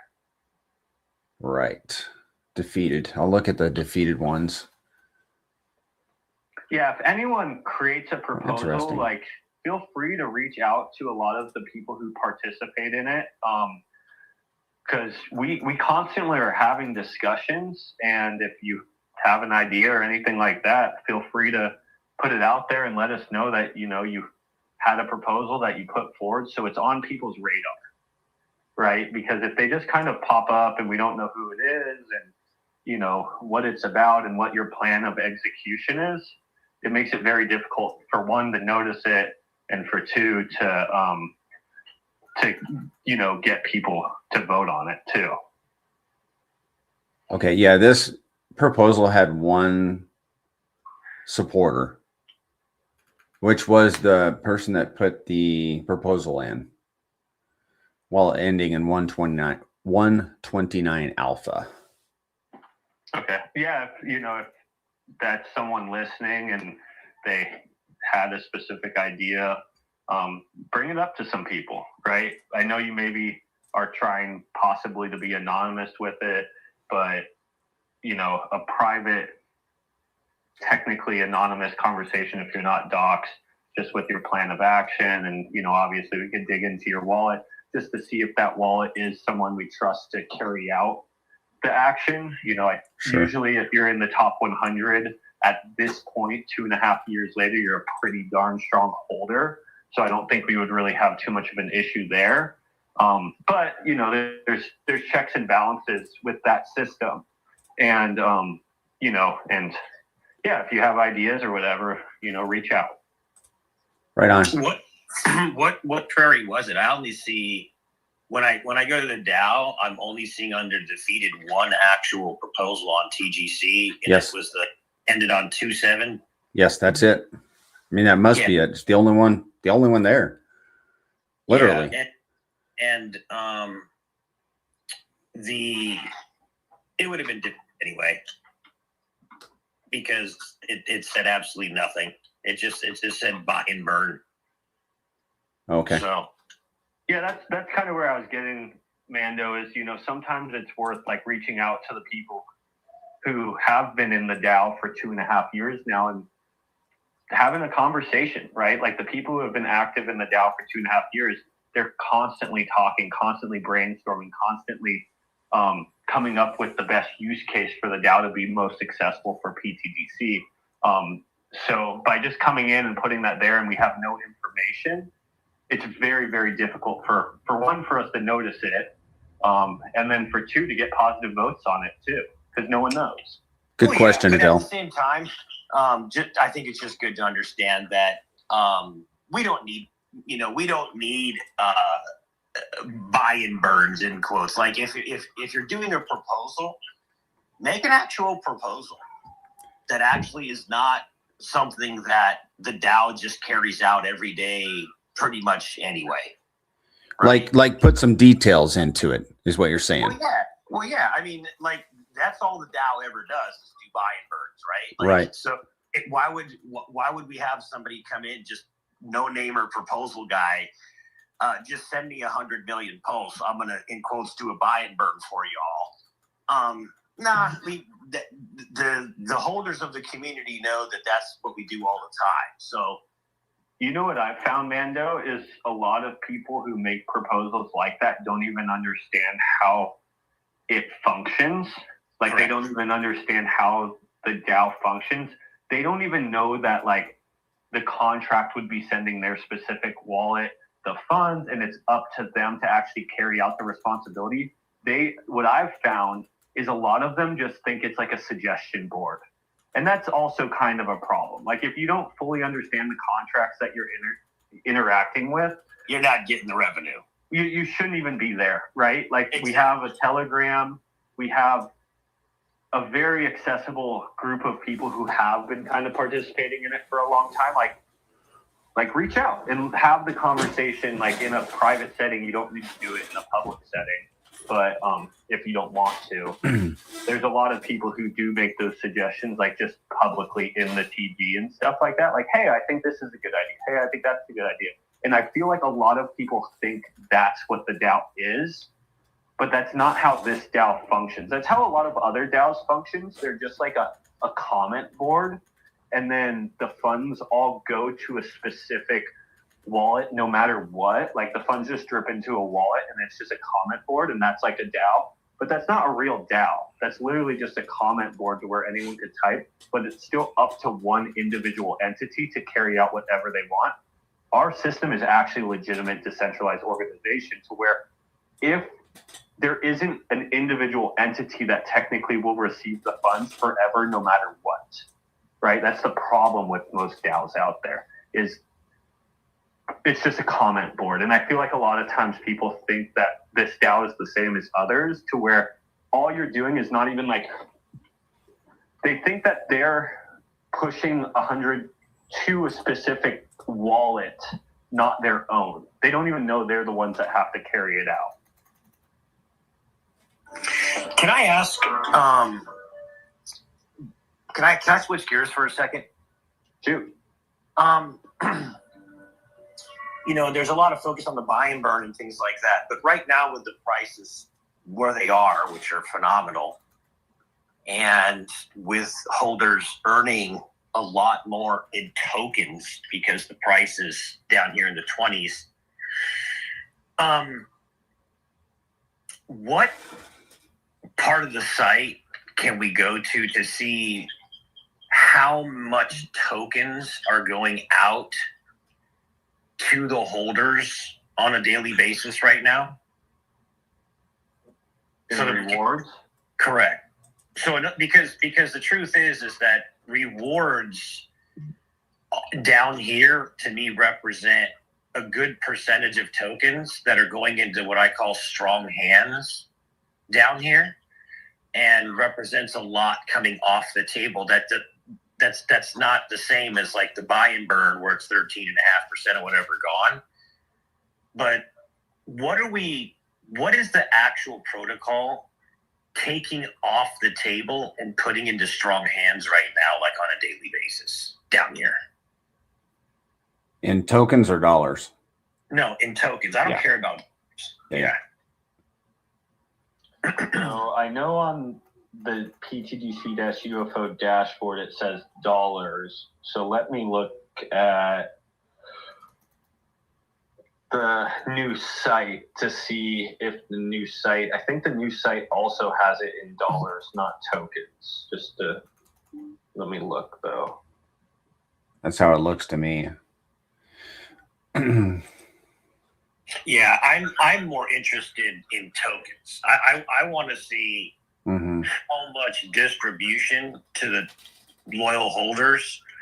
What percentage of tokens are going to stronger hands? Yeah, so even on the other side, it's showing dollars as well. Yeah. So we don't currently have anything that's displaying that, then that's a great idea. It is. Okay, so can we run some math real quick then?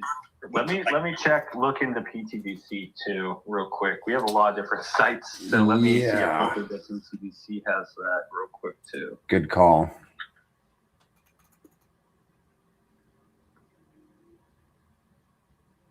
Yeah, look into has it in tokens. Oh, they do? Oh, there you go. Yep. At least in the in the burn. In the burned. That's in the burn. Let me look at the yeah, so that would be a 0.5 if it's in the burn, right? Okay, but for the fee allocation, look into has it in dollars. Yeah, so it looks like we all have it in dollars, Mando. So yeah, that's a good idea though, of something maybe to work on is tracking the So what is it in dollars right now for both the holder and staker? What is it per day? Well, so today, or whatever the average is, or whatever. Let's do the 90-day average and then divide it out or whatever. 90-day average. So the 90-day average has been $100,000 went to holders and stakers. Yep. Okay, so then you can divide that by the price. There's one. Every day it's technically a different price, but but we've been. I'm just looking for an average. Yeah. So yes, you could divide it by the price. $100,000 is 1.2 billion tokens.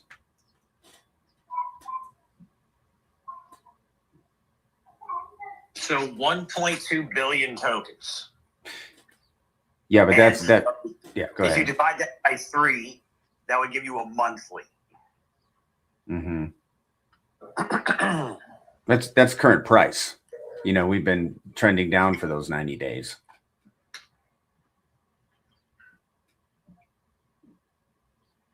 Yeah, so still that's 400 million tokens going into strong hand, going to holders every 30 days on average right now.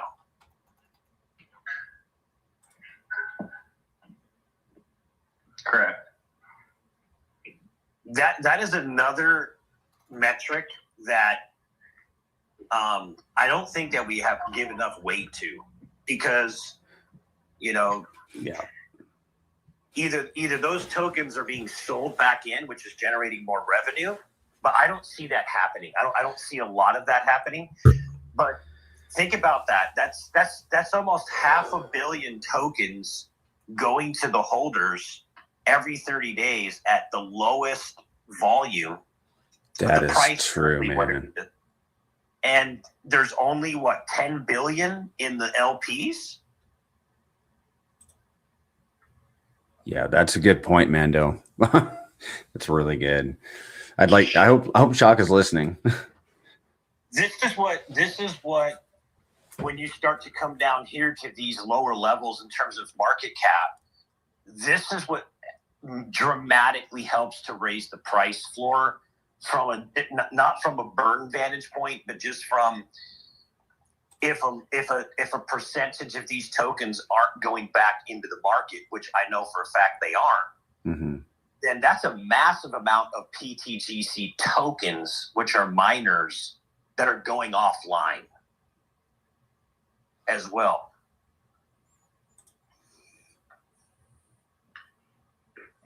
Anyway, I think it's cool. I think it's important to see the amount of tokens that are going out. We know what a buy and burn is. We know what an LP ad is. But the rewards are going into wallets, and currently on an average of almost half a freaking billion tokens every 30 days. And if it goes lower, it'll be even more. Yeah, and you also have to consider that's just one of the group of the 5%, right? You also have the pTGC that's going to the dead address, which, that's a quantity that you can kind of include in that as well. You have the pTGC that's getting shoved back into LP with the automatic function. So half of that revenue is in PLS, half of that's in pTGC. That's technically purchased as well because it had to come from a user or an arbitrage bot that purchased. And then the other side of it is the DAO, right? And a portion of that value is making its way back to pTGC. Also, if that's through buy and burns or LP ads, etc.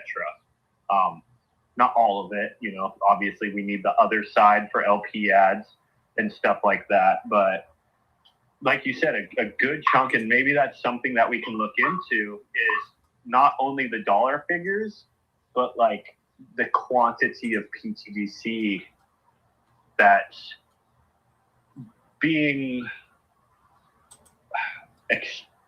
exchanged of hands. Well, it's like in the Bitcoin community, right? They don't want to talk about dollars. They want to talk about Satoshis, right?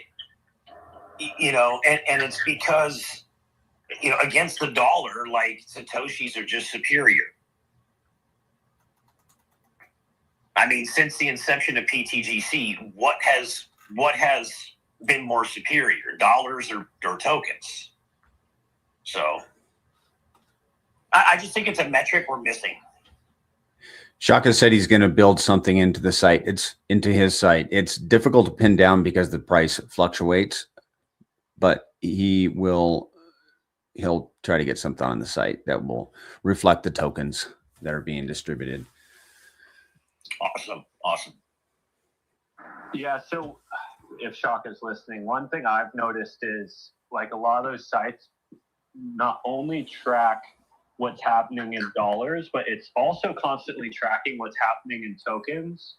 The reason why we turn a lot of metrics to dollars is because it's a constant across all tokens, right? So it's a very comparable metric. That's why like volume is technically a lot of times changed into tokens. But when you like look at volume bars at the bottom of charts, Richard Hart actually brought this to my attention. That volume bar is decreasing over time as the asset goes up in price because it's actually tracking in token quantities, not in dollar value. So if Ethereum was once $10 and now it's 2,000, volume can actually be up, but quantity of tokens switching hands and rotating could actually go down. And you can actually see that bar decreasing because quantity of tokens is being moved around less, but dollar value is being moved around more. The reason why we rotate everything the dollar values is because it's a constant that a lot of people can understand amongst many different assets, right? But I do think it's not as hard to find as maybe someone would think.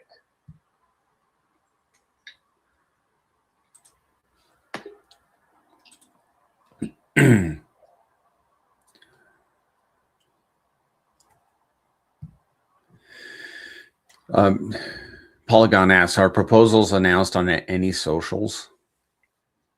Usually not. I don't know if they ever have been put on socials, but oftentimes the results have been put on socials. Like once the DAO proposal is executed, like we trumpet around the buy-in burns and LP ads. We've done that a bunch.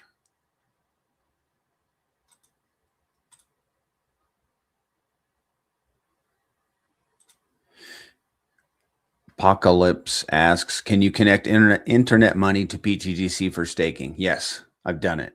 So you can use internet money wallet on the pTGC dApp. You can use, I don't know that it has any wallet limitations. Are you aware of any, Zen? I mean, I use Rabby wallet almost exclusively, but I've dabbled with internet money wallet just to make sure it works. And it does. And I know MetaMask works also. And probably OKX. Are you aware of any wallet limitations on the dApp? I'm not aware of any. Yeah. I'm sure we'll be made aware of any limitations with the new dApp, if there are any, right away, because everybody's going to be getting all kind of experience with it. Hopefully, we've done so much work on this thing that it should, it will hopefully be like perfect. We're trying to get through all the aggravating fixes before before the product is in everybody's hands and they're using it and need it fixed like right now. When the protocol sends the pTGC to holders' wallets for the APY, it does it in a way to where there's no fee, right? Like there's no, I can't remember what you call it, but it does it in a way to where it's already collected, or is there a fee to transfer them? Are you talking about the rewards?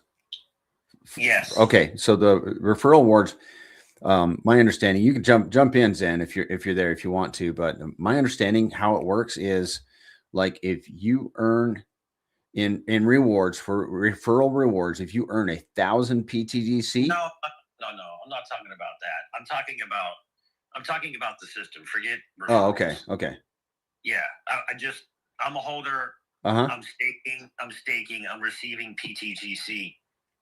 For me to get that pTGC, was there a fee that, or is that bypassed kind of a thing somehow, some way? Is that?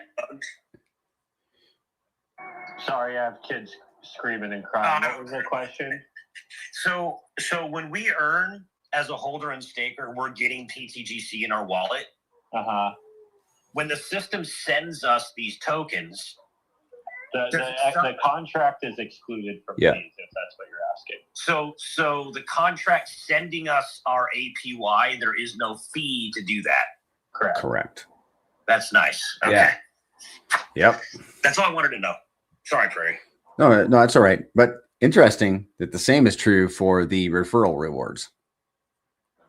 No, the contract is not what sends you your referral rewards. The contract is specifically to pTGC's contract. The referral system is a vault that's created, and we fund the vault, and then the vault has code that sends the pTGC to every individual based on the information that we taken in. But that vault is not excluded from fees, and it can't be excluded from fees because PTGC is renounced code. It's a finished product. Any addition, anything like that we put on after the fact, everything has a fee. The only thing that don't have a fee is pretty much the PTGC smart contract. Okay. Somehow I thought that we had a conversation and that like if a person earned 1,000 PTGC, he was going to receive 1,000 PTGC. But what you're saying is that so let me kind of maybe the correction of what I was trying to say there. Okay. We have, or not we, I didn't. Shaka, Shaka is the one kind of that built this tool for me. I am not a developer. He actually made it to where the code includes the math to cover the fee for the user receiving it. So technically, if we were to send 100 tokens to Banana, he would only get technically 95. Right. But if his reward was supposed to be 100, what we're doing is we're making it to where the system covers the fee for Banana. So we're actually sending him 105, but he's not getting 105 because that 5 is getting redistributed back into the whole entire system. What he ends up with is his 100. So we're doing the math and making it to where he's still getting paid technically what he's owed, but it costs us that 5% more previously to sending. Right. Yeah, which means that all of that 5% more is going into burns and LPs and paying more rewards. Yeah. So what I meant is we have it covered, but it's covered because we're paying it, not because it's excluded, if that makes sense. Okay, so question, like at the end of the month when this admin person is distributing all the rewards, will that be volume? Which is code. Okay. It's not a person. So the human interaction of it is pretty much just clicking a couple buttons, giving the vault the approval to send the funds to that month or what boxes are clicked, and then the code does the work. But it's a human kind of saying yes, do these payments, but really the code does a lot of the sending and stuff. And then that's when all that stuff gets filled in, who's paid, transaction hashes kept, and stuff like that. So it's but technically it is volume, right? Because all this being paid out is a transaction through the system. Also, keep in mind, everything that gets paid out is in PTGC, and the PTGC needs to be purchased prior to being paid out with PLS. And that also is not excluded from fees. So we pay a fee when we purchase the PTGC, and then we pay a fee when we send the PTGC. So yes, it increases the volume. Okay, so we've got like on the leaderboard, there's like 16. Well, you have to look at the number of tokens that are going to be distributed. So if there's $1,000 in tokens that are going to be distributed, that would add $1,000 in volume to our system. Technically more. If we're buying the PTGC, we do have some PTGC set aside.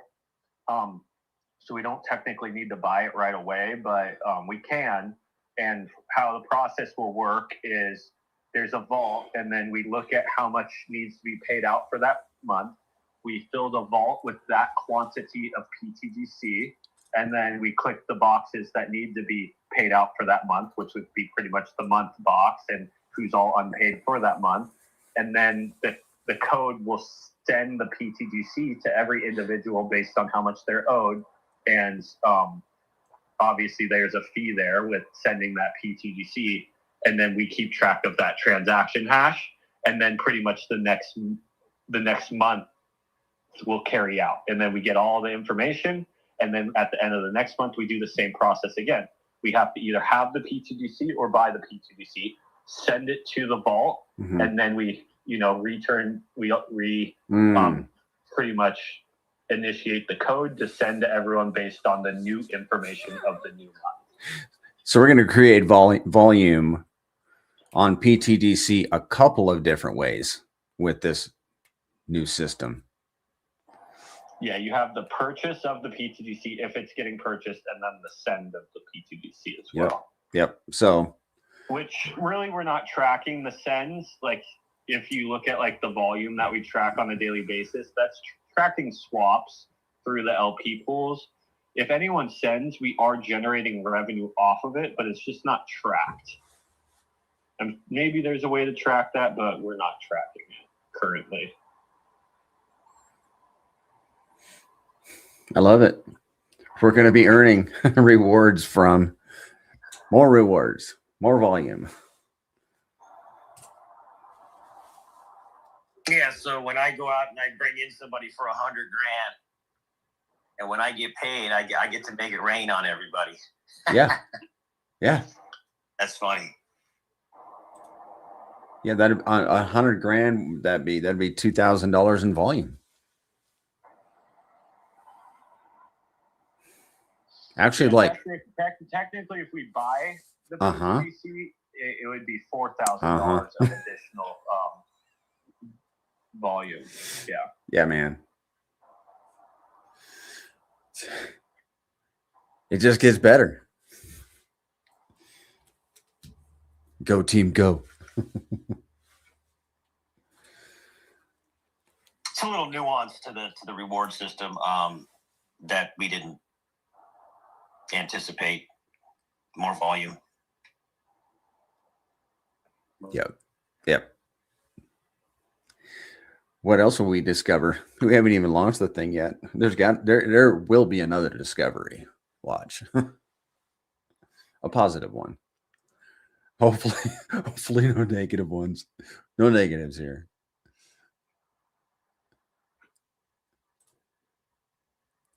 More Wealth asks, I know pTGC is heavily bonded with Pulse. What about ETH or BNB? We talked about ETH at the beginning of this spaces. And we have a pairing with WETH, W-E-T-H. And it actually has very good volume to liquidity ratio, the highest on the list. If you go to ptgc-ufo.com, you can see that. And as far as I know, we don't have a pairing with BNB.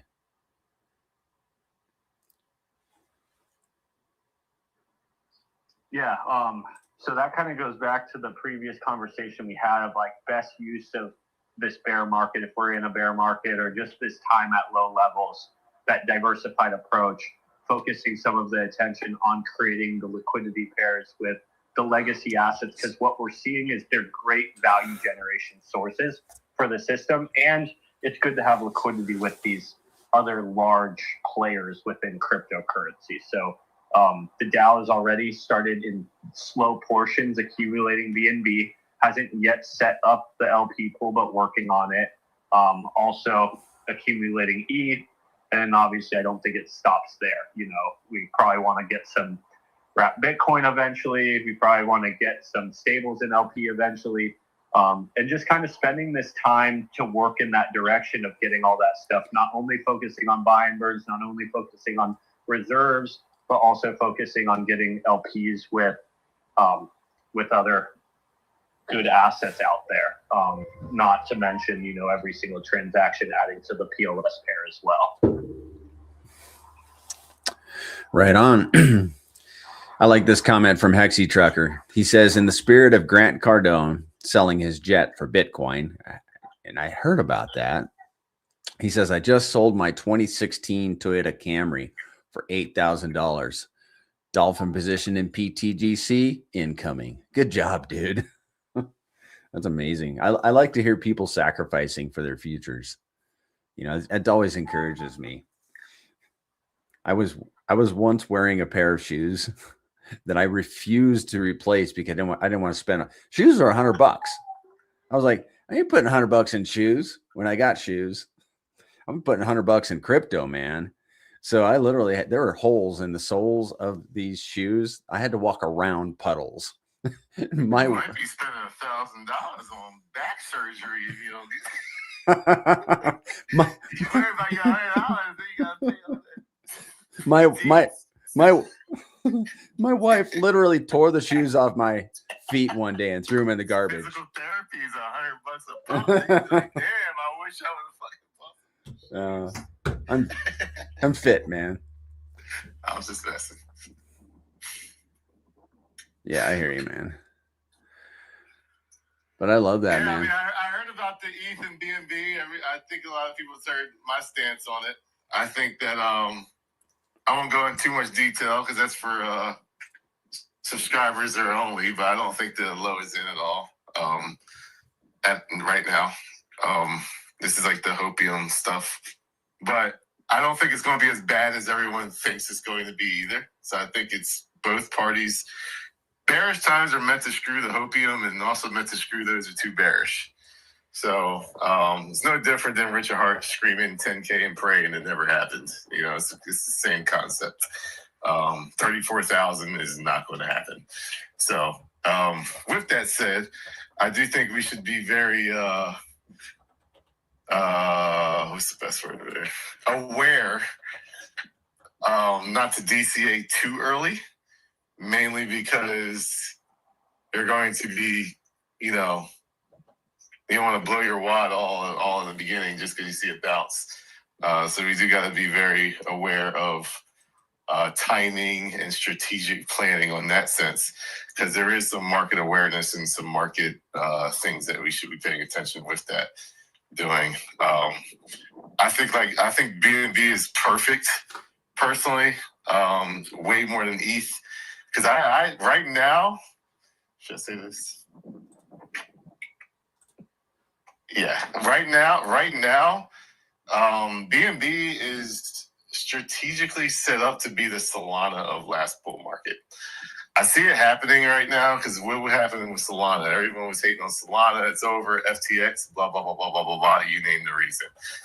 Now you're starting to see the same exact thing with CZ. So it rhymes.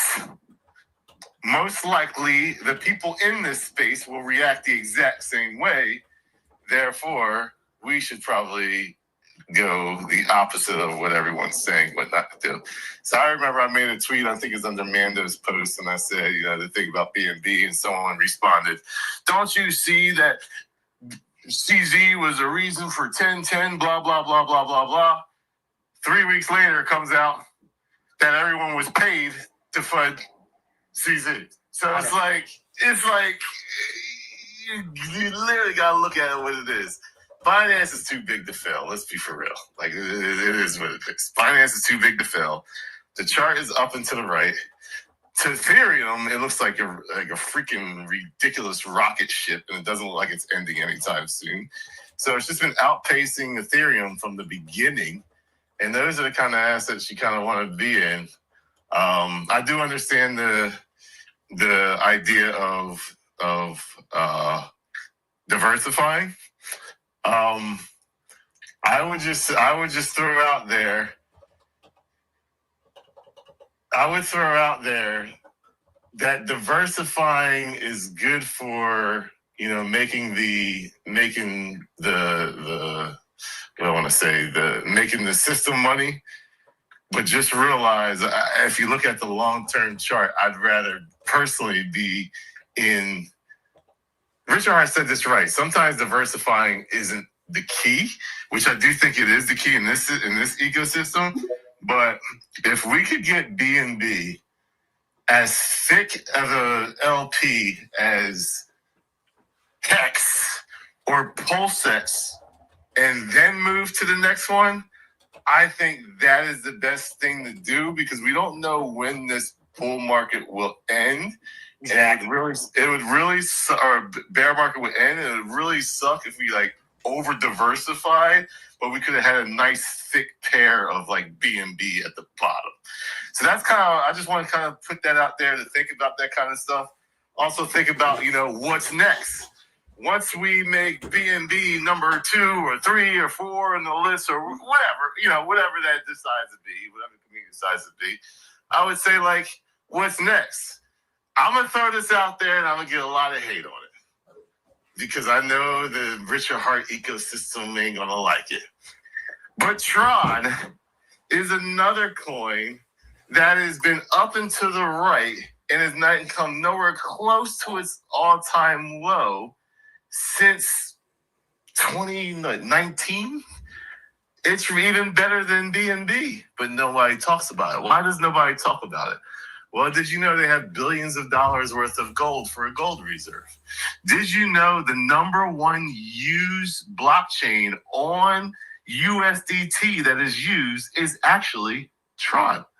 So when USDT came aboard, what did it do? All of a sudden, it allowed Bitcoin to go from like $300 to $20,000. You know how that was done? If you do your research, it was because of USDT propped the fucking Bitcoin price up. So what are they probably doing with Tron? They're probably propping it up so USDT doesn't fucking go belly up. So these are the type of the things that no one ever looks at and pays attention, because all they see is Justin Sutton, la, la, la, la, la. He did it. And it's like, look at the chain. You can shill how much you hate Justin Sutton. You can shill how much you hate CZ. You can shill how much you love Richard Hart. But the chart says different. So I just want to throw those two coins out there, because they're literally the only two coins I see outside of Pulse Chain that does have a possibility to go up and to the right. The main reason, because I don't see a single chart that has been up and to the right in all of crypto since 2019. Not a single one. So, that's diversifying, in my opinion. And also, with Ether, wouldn't you say that, Pulse Chain's kind of a derivative leverage on ETH? Oh, yeah. Like, Pulse Chain is ETH. So, like, to me, it's like... Correlate from that a little bit. Yes, I agree. We probably should. In my opinion, like I said, it's just an opinion, because I feel that Pulse Chain is a leverage trade on ETH. pTGC is a leverage trade on Pulse Chain. That's what we expect. That's what we see, whether you believe it or not, or whether you want to agree with it or not. Like, that's probably what's happening. Richard Hart's taking the ETH and putting in the Pulse Chain. Like, that's no secret. In this community, we just don't want to blurt it out consistently on a freaking tweet and wallet watch. But that's what's happening. So if that's what's happening, let's kind of combat that. And I would say, what's going up against ETH? Like, what's consistently beating ETH? We believe Pulse Chain will beat ETH. So we want, when ETH goes down, something else that's beating ETH, and that helps us not go down as much. So it's kind of looking at, like, if you really believe in the Hart's Law and all that stuff, and we see it happening when Pulse Chain goes down, PTG goes down more. When Pulse Chain goes up, PTG goes up more. What about when ETH goes down, Pulse Chain is going to go down more, which means pTGC is going to go down more. But if BNB is going down less, that's going to help us up, not go down as more. Maybe if we get such a thick BNB pair, because BNB beats out ETH, maybe, just maybe, when we go down, we only go down as much as Pulse Chain goes down. Now people start saying, wait a second, we go up higher than Pulse Chain, but when we go down the same as Pulse Chain. Wait a second, all of a sudden our Pulse Chain to pTGC chart, or pTGC chart to Pulse Chain chart is in an uptrend, because we decide to go away from ETH because we already are ETH. So these are the type of things where you got to be literally 10 steps ahead of the whole market, because all they see is what the news presents them. They see, oh, Richard Hart got rid of the red notice. Oh, let's go, let's buy. Or man, to be honest with you, I don't have any plan. I haven't seen CZ dump BNB. I see Vitalik dumping ETH. I don't see Tron being dumped by Justin Sun, but I see it being dumped by Vitalik. So it's like, it's one of those things where it's like, we can just go opposite of the community by not being, like, if you really want to be a true, like, mutual fund, a true ETF, they don't give a damn about what people are saying. They see the future in the asset of what it is and what it's doing. And the only future that I see that's up and to the right truly is BNB and Tron. It's that simple. There is nothing else. It's not SUI. It's not Ethereum. Ethereum is just in the sideways. It's not even in it up. Like it didn't do anything significantly from its all-time high. Tron did. BNB did. Everything else is like in a downtrend. Those assets are not in a downtrend. So what I would do is, like, when you're looking at a chart, stop looking at the daily chart, even stop looking at the weekly chart. Look at the monthly chart and don't think about anything else. Don't think about anything that you heard on the news. Don't think about Crypto X. Just look at the chart. That tells you everything. Well, and also when you look at kind of those assets like Tron, for example, the market cap is much lower, right? It's a $26 billion market cap. 10x lower almost. Yeah. So, you have a chart that's crushing the larger ones in terms of performance, but it's also got a lot more room to run in terms of market cap. The reality behind that also is, where is Tron from? Or where is Justin Sun from? The same basically area that freaking CZ's from. Those guys are butt buddies. I'm sorry, from the beginning they were butt buddies. They were butt buddies back in 2017. It was very obvious as every scene, like they're always together, they know each other. You see transactions going from Binance to Tron when it came to USDT. So you might not see that they're butt buddies, but they're butt buddies, and they're in the exact same FUD campaigns positions. Like, it's the same stuff. So if BNB, let's say BNB were to go down, where do you think all that value is going to go to? Tron. Guarantee it. They own their own exchange too, just like fucking BNB. It's not as big, but value can transfer very easily. So just see what's going on in the marketplace and not be as emotional. I think there's a lot of emotional people, especially when it comes to a DAO. Emotions get involved because what are you doing? You're voting.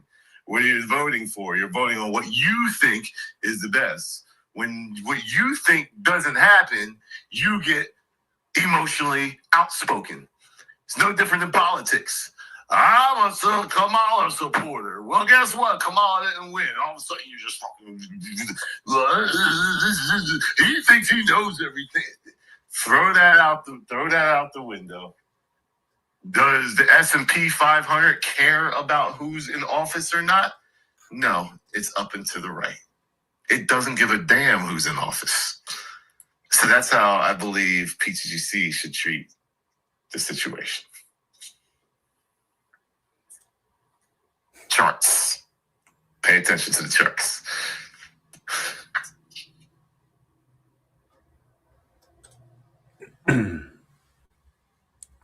And that's his story, and he's sticking to it. 1,000%. I will never, ever swap off of that until I see a downtrend in BNB and Tron, and then I'll be like, all right, guys, that wasn't the right play. Mando, we can now select on ptgc-ufo.com. We can now select between USD and tokens. It's already been implemented into the site, everybody. Thank you, Shaka. Yeah. I think Prairie grows if he starts getting into BNB and Tron coins. That's crazy. And we talked about that in the back scenes. It also helps the community be a little bit more diverse in what's going on with other projects outside of Pulse Chain. So that's very good, because then the content creation off of that grows, which means you become more of a bigger player in the crypto space. I've been saying it for years, like way before Pulse Chain even launched. The biggest issue with Pulse Chain content creators, they don't leave Pulse Chain. So their growth is literally only so big. It's only so high. And I look at the crypto coffees, I look at the Xologists, I looked at the KDPs, I looked at even Somni. You think Somni grows? Somni's not growing. Nope. he's getting the same 13 to 1,500 views on all his live streams. It's the same people watching his stuff. So it makes that individual feel good that he's got 1,500 people watching live. But why are you getting 3,000 after you've been doing the same thing for 3 years? It's because you talk about the same stuff. So that's the one thing that kills pulse chain influencers. And I think when we put the money where our mouths are, especially BNB, you ready for this? Richard Hart, in my opinion, will never shout out pTGC. Take that for what it is. We've been smashing it on this chain. Pete I even got a call out multiple times. pTGC will never get a shout out from Richard Hart himself. You know who would shout out? Fucking CZ. He's done it many times. And you know what that would do for us? Sheesh. What if we were like one of the biggest buyers of BNB? I guarantee you he will shout us out. And you know what that would do in change? Richard Hart would have no freaking... He will take that and try to steal that glory. Because that's what he does. So it goes further behind just the chart. Tron shows up on random people's spaces calls if you're supporting him. Or Justin Sutton shows up on random people's... Did Richard Hart Richard Hart ain't doing that, especially if it's not for his coin. So he finds a way to backdoor it. Yeah, I like coins that burn stuff. We ain't get no real shout out. But I'm letting you know right now, being like I see CZ on some of the smallest spaces, and then it just grows because CZ's on there. I've seen the same thing with Justin Sun when Justin Sun had their run. So, do I see Richard Hart doing that? Nah, I don't see that happening because it's not his coin, and they don't think that way. I think one day he will change. Especially maybe next cycle it is possible that changes because we're literally only fucking going on Pulse Chain that's winning right now. So he ain't got no choice sooner or later to say something, but he better not say it while we're just down here on the low part. Bro, you better fucking say it when we create our next all-time high, or it's all about timing when it comes to that stuff. But think about it a little deeper. If we're collecting BNB, I'm pretty sure it's easy for Prairie to go into BNB spaces calls and show the on-chain data and convince those guys. And I'm pretty sure it's easy for me to go on a Justin Sun or a Tron space call and start presenting the data with that stuff. And then all of a sudden we're doing pTGC calls, we're doing Pulse Chain calls, we're doing Tron calls, we're doing BNB calls, we're doing whatever this coin calls. And now that's how you can also grow your affiliate code. You ain't even got, you just send them the freaking link. This is it. It's now you're making money, but you're also interacting. You're growing as a community member. You're growing as an influencer. You're growing. There's so many different avenues this can take. But I do think at the end of the day, if we go do this, we got to go hard. Let's just not lock it like we did previously. That's probably the best thing. But yeah, I think BNB is too big to fail, and I think Tron is absolutely too big to fail also because USDT is not going anywhere. What you said is resonating with people on YouTube. Truth, man. I just speak truth. And I see 10 steps ahead of everybody when it comes to marketing and potentials and possibilities. You have to turn off the noise and really make the best decision. And it all depends on how aggressive the community wants to be with those assets. Do we want to be conservative? Do we want to be middle of the road, or we want to be fucking straight up like Colt Dow aggressive? like I think BNB is very conservative. I think Tron is medium conservative. I think once you get into the $50 to $100 million market cap, you're adding some risk. And then if you get into like a meme coin and super low, like we did with PDI and Teddy Bear, then you can absolutely smash it. But there's some risk that comes with that. But I think just stepping away from, and this is no down on Richard Hart. This is not hating on Richard Hart or anything. This is just business. This is just business talk. So separate your emotions from business talk. I do think the ecosystem has plenty of Richard Hart assets, and they've done a lot. We spent 3 years collecting that. Now, let's see if we can get BNB as much as Hex. Because Hex won't go straight up in the line. Neither was BNB. But guess what? Pulse Chain has a season, pTGC gonna go up. If BNB has a season, which we saw BNB have a season, guess what? pTGC gonna go up. When Tron has a season, we saw a Tron season. Guess what? pTGC gonna go up. So if Pulse Chain is going down and having a correction, let's just say we 10x and then have a 60% correction. Guess what we're going to have? We're going to go up 100x and we're going to have an 85% correction. But guess what? If Pulse Chain season's done at the time and rotates into BNB, guess what? Maybe we only have a 40-30% correction. Who do you think is going to swap their money out of Pulse Chain and Hex when that happens? They're going to swap that into pTGC. When they swap that into pTGC, they are going to pay a fee to do that.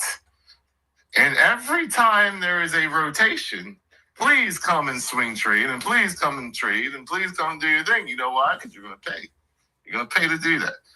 And we're actually going to have a better floor and a bigger floor. There's going to be more burns. So that's the way you need to think.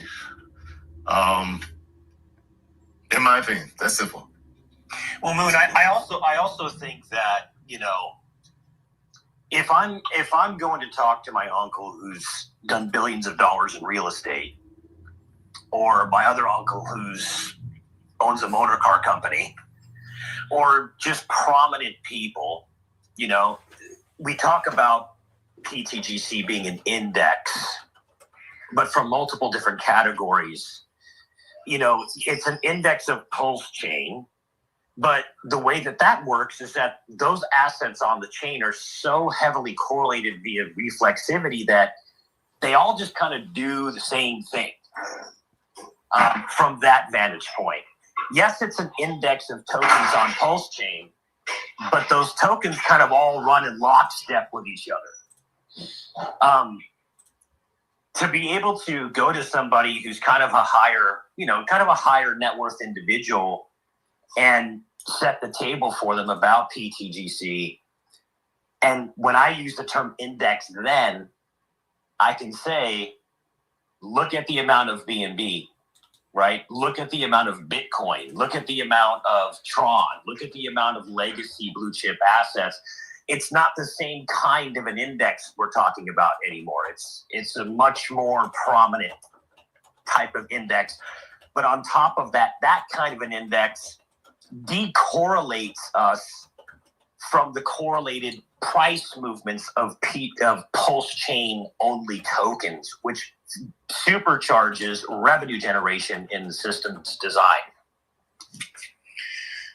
And the market cycle only happens once every 4 years in the sense of being able to pick these assets up much, much cheaper. I mean, BNB was $1,350. It's in the sixes now, and it could probably go down to maybe the mid fours. You know, so you definitely have to start thinking about these moves now. And I agree with you. Like, it can go down, but it can also go right back up because we don't know. The days, I think the days also, another thing you need to think about, the days of everything goes up at the same time is not happening anymore. So those days are over. What I've noticed this last bull market is there are different seasons. It wasn't all season. The whole thing wasn't all season. When it comes to meme coins led the way. We all know that. But it was on each individual blockchain. Sui had its own season. Tron had its own season. Pulse Chain had its own season. Our season was this time last year. Like we had our own meme season. Yeah, we did. Where Pete Teddy Bear, SolidX,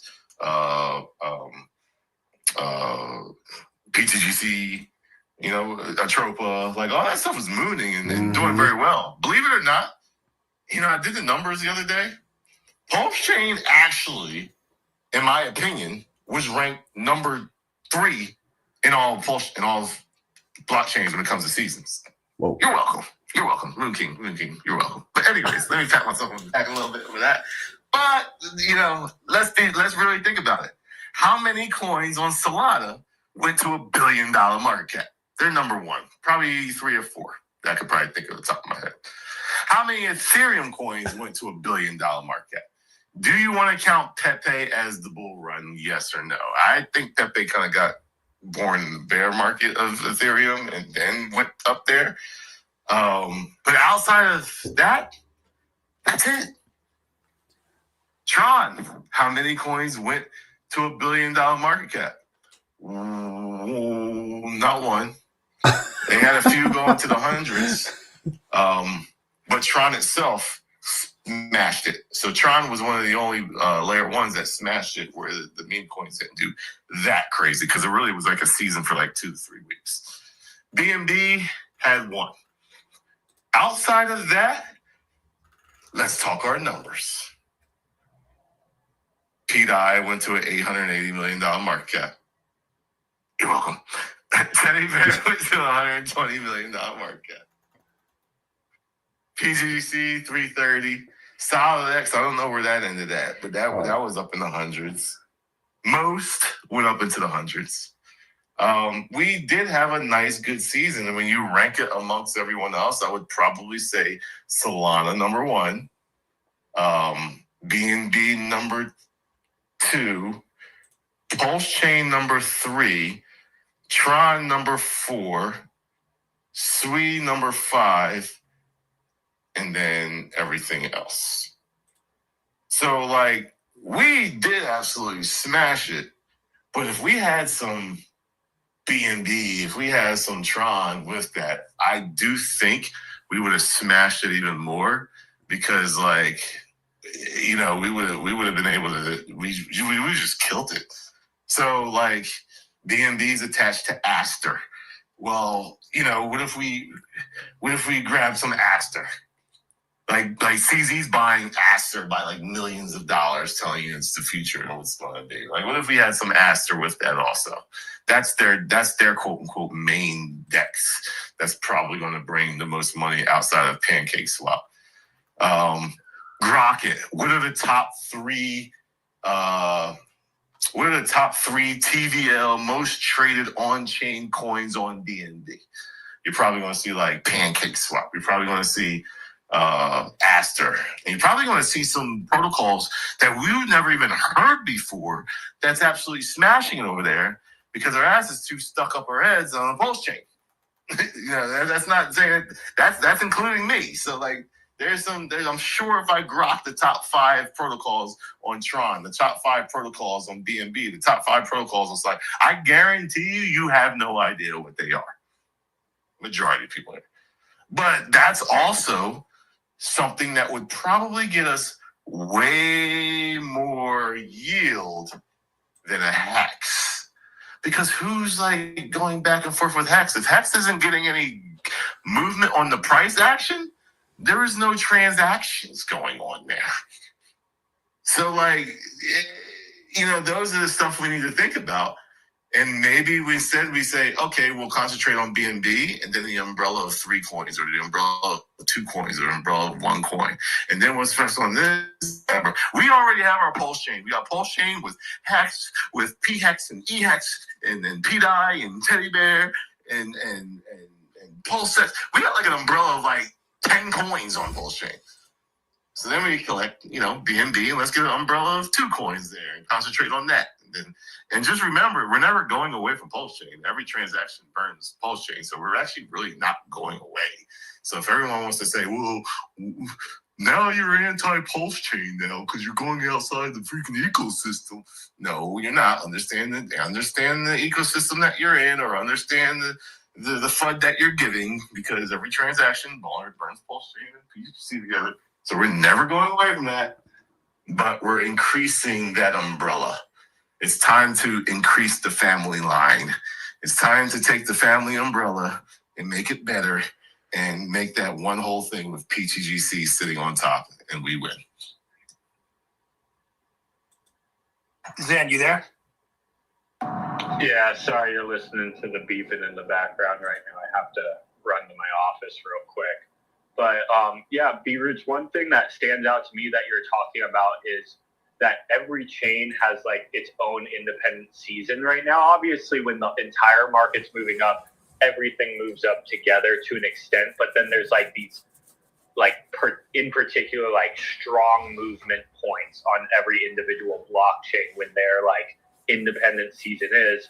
And this is what pTGC really generates revenue off of. When these tokens are sitting flat and going down, and these ones are going up, or when these ones are going down or sitting flat and these ones are going up. It's not having all the assets move up and down together, but having them move at different times is where we generate revenue off of. So that's, when you're talking about, these other tokens, having their different times of movement, this is good for pTGC's value generation as well. Which because it creates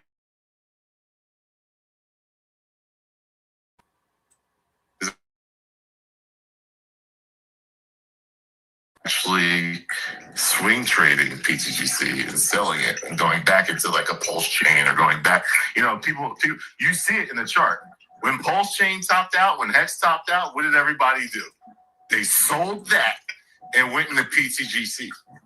And pTGC had its own specific season. It's literally in the chart. Like you can't. So when I hear anyone say, "Oh, you need pulse chain to go up, you need P-Dye to go up," that is factually incorrect. It's that simple. Factually incorrect if you look at the chart. This guy, man. But once a group of those people felt, okay, that's the end of pulse chain or blah, blah, blah, what did they do next? They then went into USDC, back in the pulse chain, and then you had your hardcore holders, and then it created a floor and then kind of went back up again. Well, I think if pulse chain season's done or looking like it's done, if you see a BNB season or a Tron season, you're less likely to swing trade because you want to know what that's going to do to your portfolio. It's that simple. That's the psychology of crypto in general. Because if you see it still pumping and still doing its thing, you're going to sit there and you're going to hold. And that's just as powerful. That's going to get more lockups. Because people are going to be like, well, wait, I can gain more just by locking it up for this season of BNB and Tron because I'm willing, that shit might last 2-3 months and I might get more off of that. Like, you don't know how long these seasons are going to last, but, I think it entices more lockups and it creates more confidence in the ecosystem. And you ready for this? I know a lot of people want to hear this, but it also creates hopium. And that's what actually makes coins stay up. It's actually hopium. Why are everyone going into pTGC? Why aren't they staying in most? Because they have no hope in most anymore. They got hope in pTGC. Why are they dumping their Hex for pulse chain? Why are some of the biggest whales dumping their Hex for pulse chain? There ain't no hope in Hex anymore. You're not staking. You don't got your stakes in there. All your hopium left is that the price goes up. So if you're a yield guy, your hope is gone.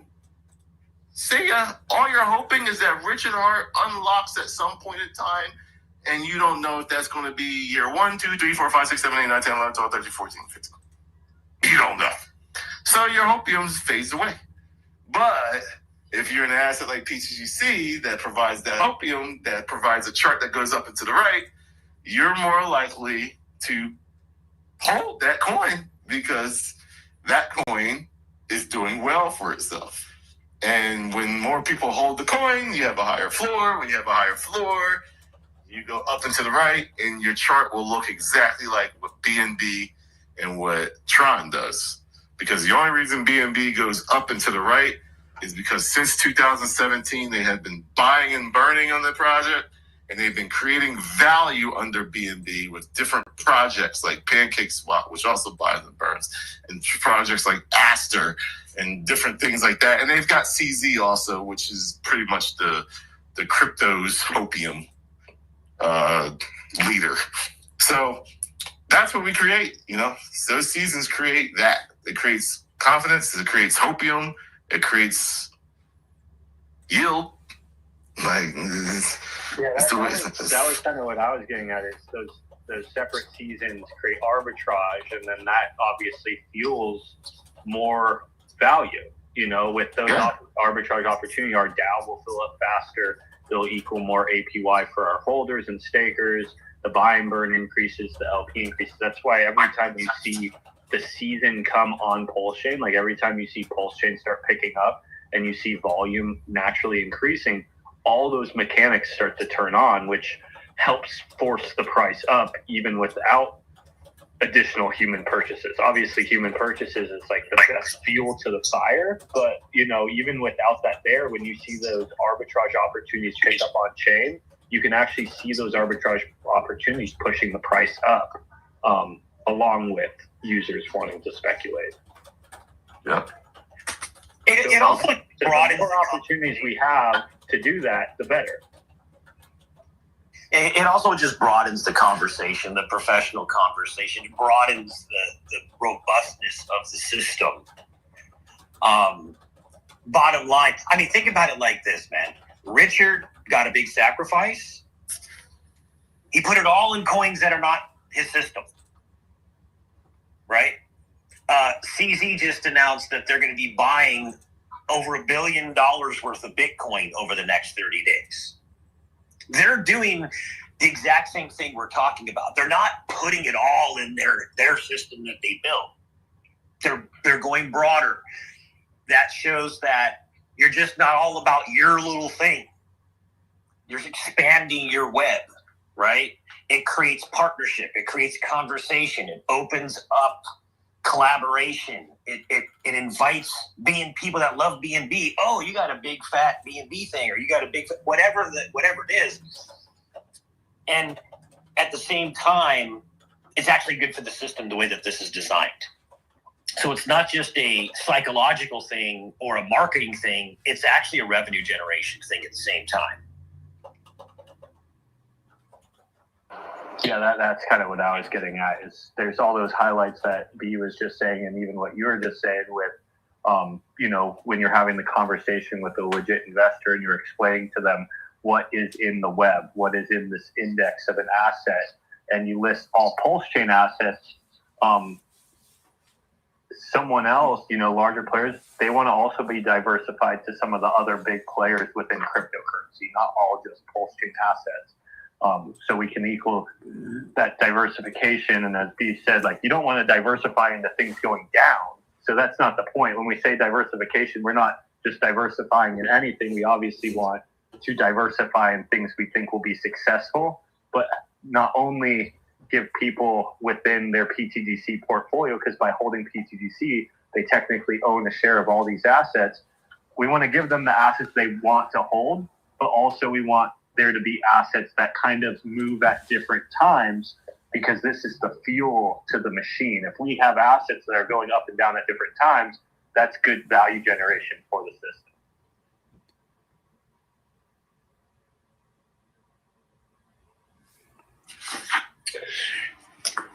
Yep, and those windows of opportunity, they only come every so often. So I personally think, as long as pulse chain exists and as long as we stay relevant, those opportunities will remain open for us. Because even if prices are higher on BNB and ETH or Bitcoin, whenever we want to add those, I do believe, and you guys can chime in on this as well if you disagree, but I believe pulse chain will be higher at those levels most likely as well. If not a little more or a little less, but in general, we'll be up if all those start going up, which will increase value generation and revenue generation as long as pulse chain just doesn't die off the face of the earth. To where we can always continue to add to those assets. What I've noticed is the best time to actually rotate into those assets is actually at higher levels, not lower levels. Because at lower levels, if you look at, let's say, pulse chain's charts against ETH, every time ETH makes a low and rotates upwards, pulse chain has actually done more X's to the upside because it's a leverage play. But also when ETH goes down, pulse chain has done dramatically more X's to the downside, right? So if there was a good time to actually start putting value into these other tokens, not saying it's not a good idea to start it now, but I actually believe one of the best times will be at higher levels to really focus on building those up even more and more. Stable pools, ETH pools, BNB pools. Because when there's a pullback in the market, most likely the pullback on pulse chain will be drastically more because of that leverage situation, or reflexivity situation. I agree with you saying. My only thing is that we should, statistically, I want to probabilities and statistics. Statistically, when BNB had its bear market, its bearish times, those prices never ever went to those numbers again. So that's why I kind of spoke about its long term up and to the right, which that creates an even higher floor for pTGC. So if we can catch the bottom or close to the bottom, statistically, our investment will never be underwater ever again.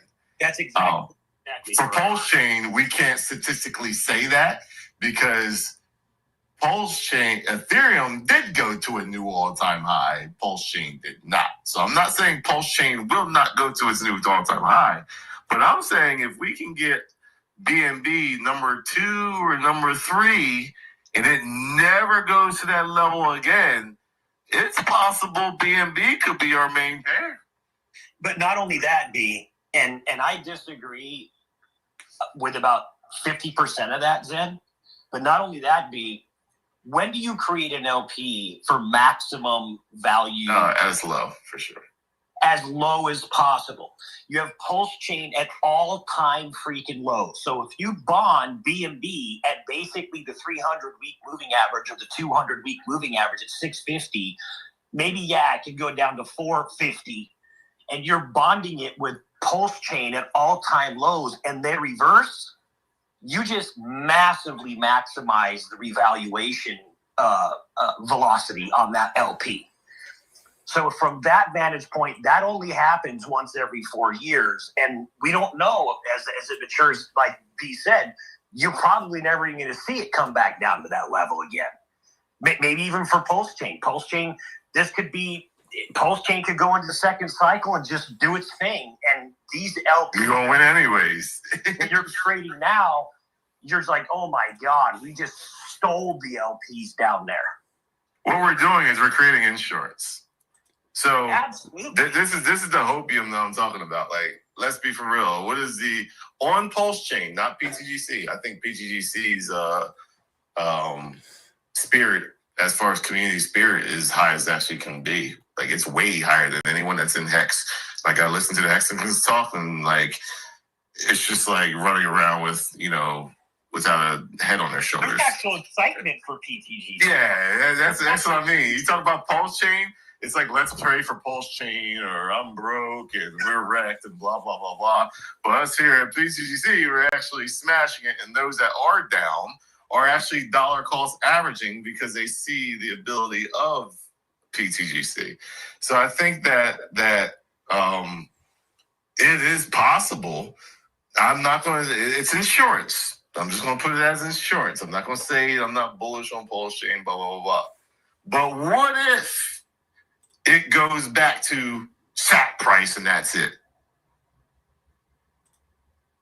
That's the insurance. We're saying if we have a better bull market for Pulse Chain and we do a 10x instead of a 3x, and Richard Hart looks at that as an accomplishment because Ethereum didn't do a 10x. Ethereum did a 5x. This is how he likes to market, by the way. He's a market manipulator. I know some people don't want to hear me say that, but that's how it is. If we do a 10x from the low, and Ethereum did a 5x from the low, and Binance, or not Binance, but Bitcoin only does a 2x or a 3x from the low, or whatever it is, or from its previous all-time high. Guess what? Richard Hart's going to have bragging rights even at a 10x. So our insurance is, well, okay, we got a thick bag with BNB. We only did a 10x, and that was our season. It lasted for like 3 months, 4 months. Congratulations, we did very well. pTGC goes back to all-time high and does, let's say, a 2x over the all-time high. We smashed it if we do another 2x from all-time high. We absolutely killed it. But BNB takes us that 3 or 4x all-time high. Or Tron takes us to that 5 or 6x all-time high. And we smash it even more. And this is the way we smash it, in my opinion, is because all those people who are in Pulse Chain and Hex would get frustrated. And when they get frustrated, they move to the token that is not frustrating people. And then all of a sudden you smash it. And I believe Richard Hart would even like that too, because that's going to allow more coins in his hands. And then when he decides to say, okay, I can now control this for what I can control it. Now I want to take this to where I want to take it. And we win either way. Checkmate. So, yeah. I agree. We should, when we were going up to the top, yeah, 100%. Let's keep with the game plan. Like let's make a game plan. I tell it to my subscribers all the time. Be a genius if you're right. Be a genius if you're wrong.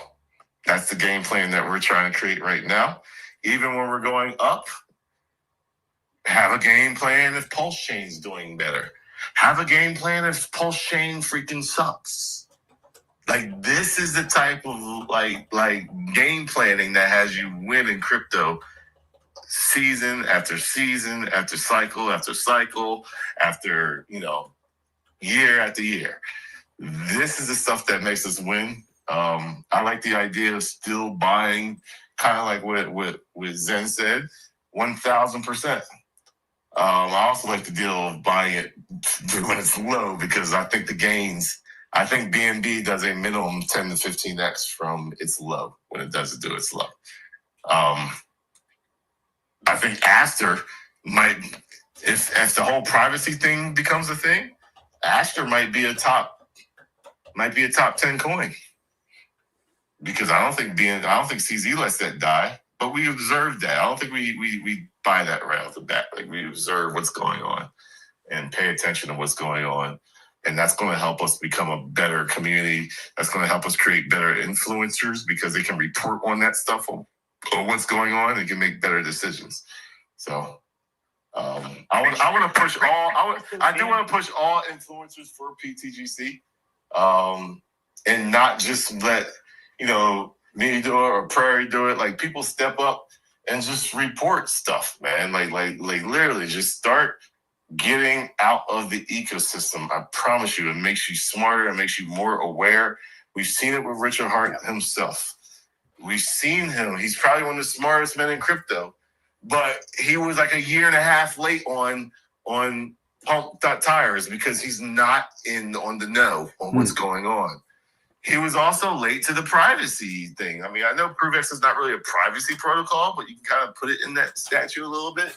But that's the reason when it came out, is when the privacy stuff started coming out. So, like, it may give them ideas and things like that. Maybe not, maybe so. But we saw it with PDI. He wasn't even aware of PDI. Like, he was chilling P-Dot. Like, it was not like, you know, so like it was late with that. So like just learn from that and don't replicate that. Like, the best games were those who were actually in on the know. And those who were in on the know knew that meme coins were going to absolutely smash it. And it took Pulse Chain a good 2 years for them to accept meme coins. Wow. 2 years late to accept meme coins for what it was. So let's be 10 steps ahead of everybody else.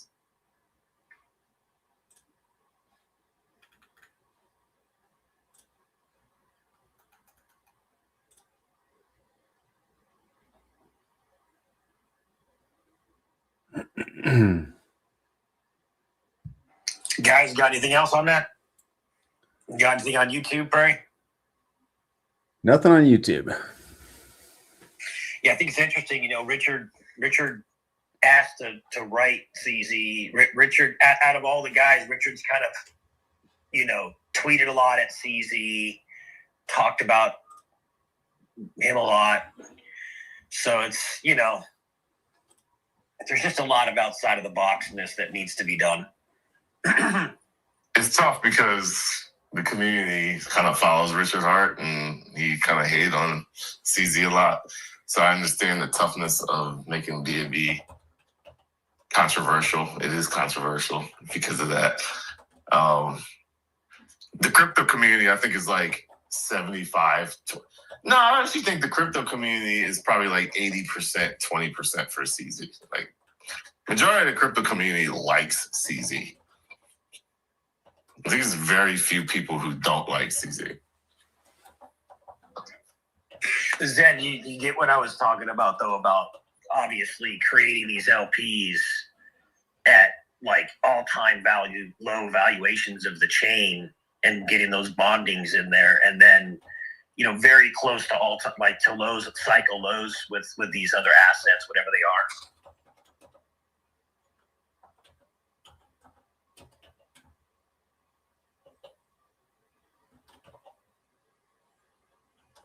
You there?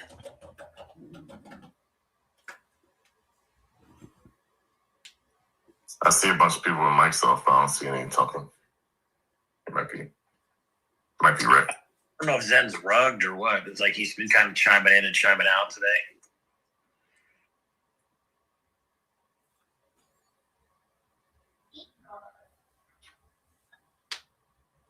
I mean, geez, we were just at like 19 million something market cap. So we're starting to see like $4 or $5 million market cap swings right here with pTGC. You know, on a chain, like you can't even get a coin over $1 million market cap, dude. You know? Well, I know a diehard Hexagon came in over the last 2 days. So I believe that was him.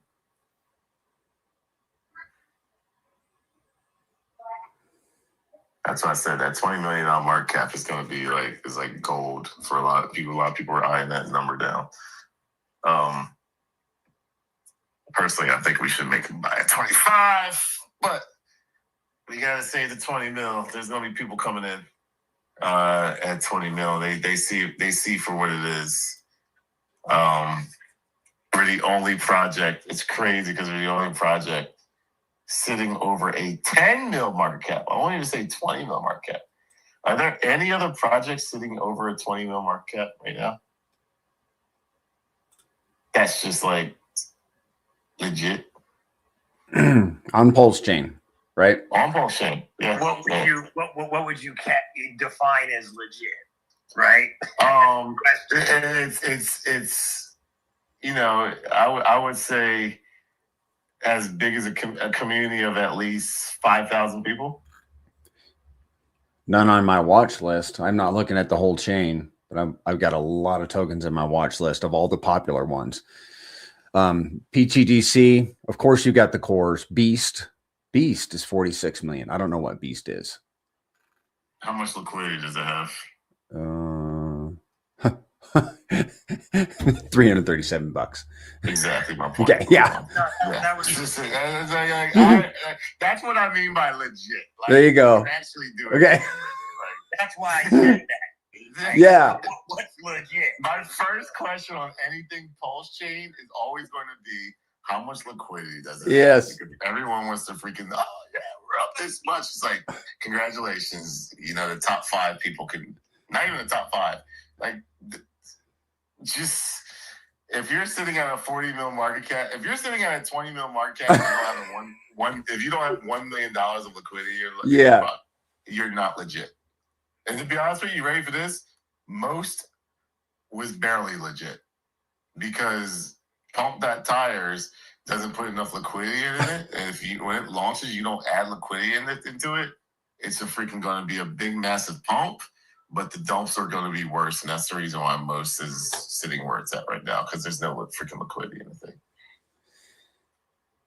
Yeah, and a lot of these guys, man, they deploy these contracts with $50 million market cap right out of the gate with $100 in it. Yeah. So ignore beasts. Anything else? Not really. I mean, we've got pTGC has $505,000 just in that one LP, of course, at a $24 million market cap. The next one is going to be Peacock, $10 million market cap with 144,000. That's all they have? Yep. No, they've got to have other pairs and stuff. Well, other pairs, but this is probably. Do they have like a hex pair or anything like that? Like, what's that? It's that bad? I didn't think it was that bad. Let me have a look. Because you got me curious now. There's got to be something. There's got to be something else there. That's okay. horrible. I'm pulling out. That's not the hate on the Peacock people, but like that's just being honest, man. Like just to make sure there's no fun or hating. I have been teaching this for nearly 10 years. So don't think that I'm just picking pay. I literally say, if you don't have at least 10% of your market cap to LP ratio at a 5 mil market cap, so that means if you don't have $500,000 or at a 5 mil market cap, at minimum 5%, you're struggling. Okay, Once so you get over a $20 million market cap, it is okay that you don't have 10% because most people aren't selling, $1 million worth of coins and stuff like that. So that's why. Then, in your opinion, Peacock is in the struggling category because it has. Let's see, it has $10 million market cap, 300,000 in liquidity in the V2, 144 in V1. So it has maybe 500,000 total, 500,000 plus total liquidity. That's not bad. It's not great. Yeah. So when it gets to a $20 million market cap, that's where it hits that 1 bill. So if it ever gets there, but that's where it hits that 1 mil. So it's not too bad. They would probably need, the higher market cap you go, the more it pulls away from that liquidity pair. And that's the reason why I say that, like once you get over a certain number. So they probably need to add, I would say, another $100,000. And then I think they'll hit that 1 million once you hit, the 20. It's about a 19 to 1 ratio with them. Yeah. I mean, yeah, I'll put them number 2.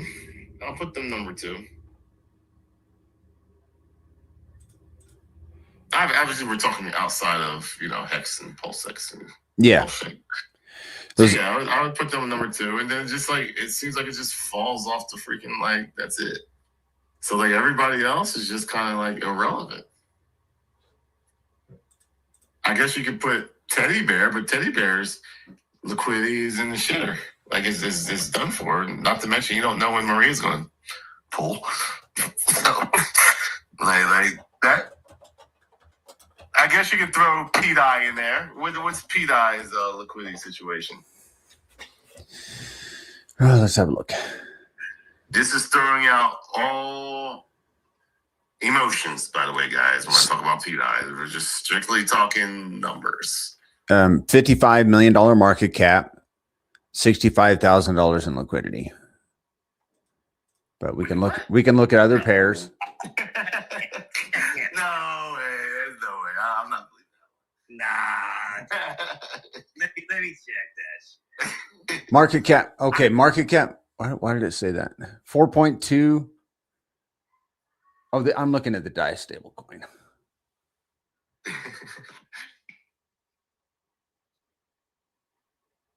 $4.2 billion in market cap. Does that sound right? No. The 51 is probably the right one.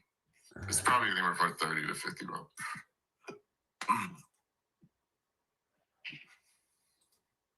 Okay, let me paste the contract address in there. What I would do, I would just look up a Tropa and just see what that is. It's a 27.68 million market cap right now. Okay. Main thing has 572,000 in it. And let me just X out these other ones here.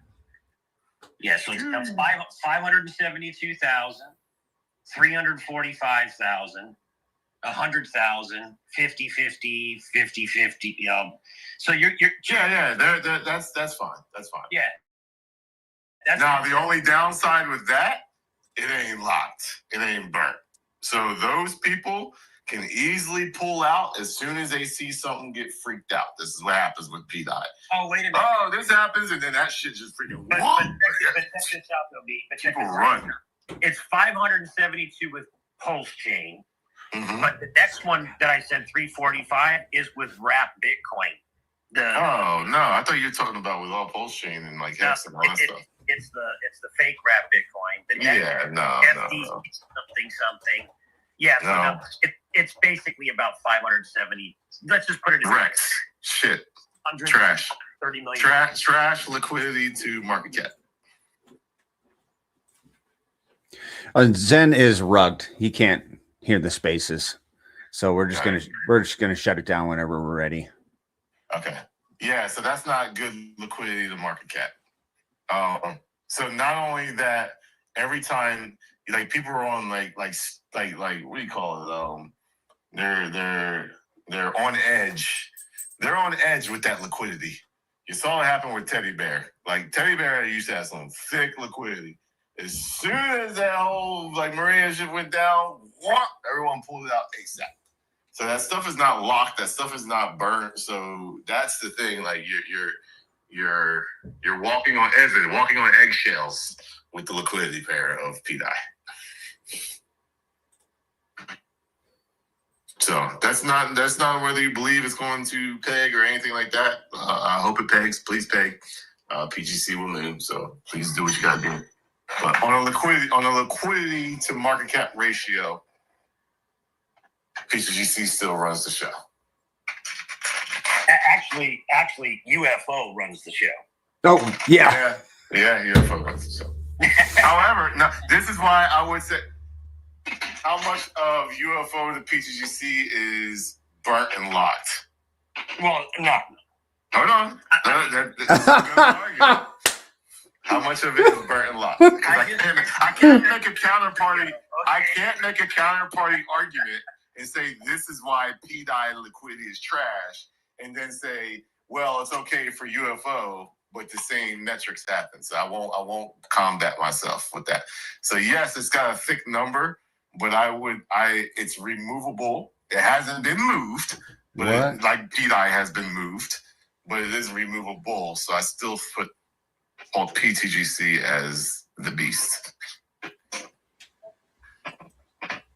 I got you. You know, I can't. The pDI people are gonna come hardcore on that. So I keep it for what it is. The number, how thick it is, matters a lot. It does matter a lot. But if it's not locked or burnt, there is a portion of your confidence that goes away. I think for me the difference is that UFO, the protocol itself, the design of it is a farm. It's actually just built to be what it is. Yeah. pDI, that, right? But also so was Hex. And guess what happened? They removed it. So it's just confidence. It's just, no. What I'm saying is the liquidity. Yeah, I mean, Hex and PDI are not literally a farm protocol. That's what a UFO is. But it's a $4 million market cap with essentially $2 million in freaking liquidity, and then pTGC. So it's like a 1 to 2 ratio with UFO right now. It's retarded. Would you say Inc was a farm? No, Inc is an incentive token. The farm that you earn for going into PulseX. But the farm that UFO pays you in Pulse. It doesn't pay you in the same thing that you're. But I'm just saying. I'm not even trying to create an argument, bro. I agree. No, I'm not. I'm just saying for me, it's still like I keep with the same thought process, because that thought process I have won over time, and the thought process is if a protocol is locked and burnt, it is more powerful than a protocol that is not. So pTGC is at a $24 million market cap, 1.7 million in liquidity. And obviously that's the burnt. You ready for this? I think we're $700,000 over where we need to be, and that's bullish. Yeah. And it's growing every day. True. And, the UFO part of the protocol is connected directly with it, but actually adds even more from that vantage point.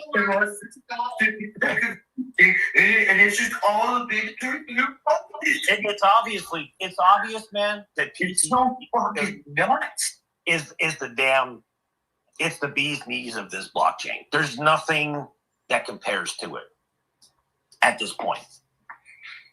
And we're literally on here talking about expanding the web, adding more, diversifying, decorrelating, adding more revenue generation streams, and creating these LPs at all-time lows with Pulse Chain. There's nothing bullish. There's nothing more bullish than that. No, that's why I say, I guess you could put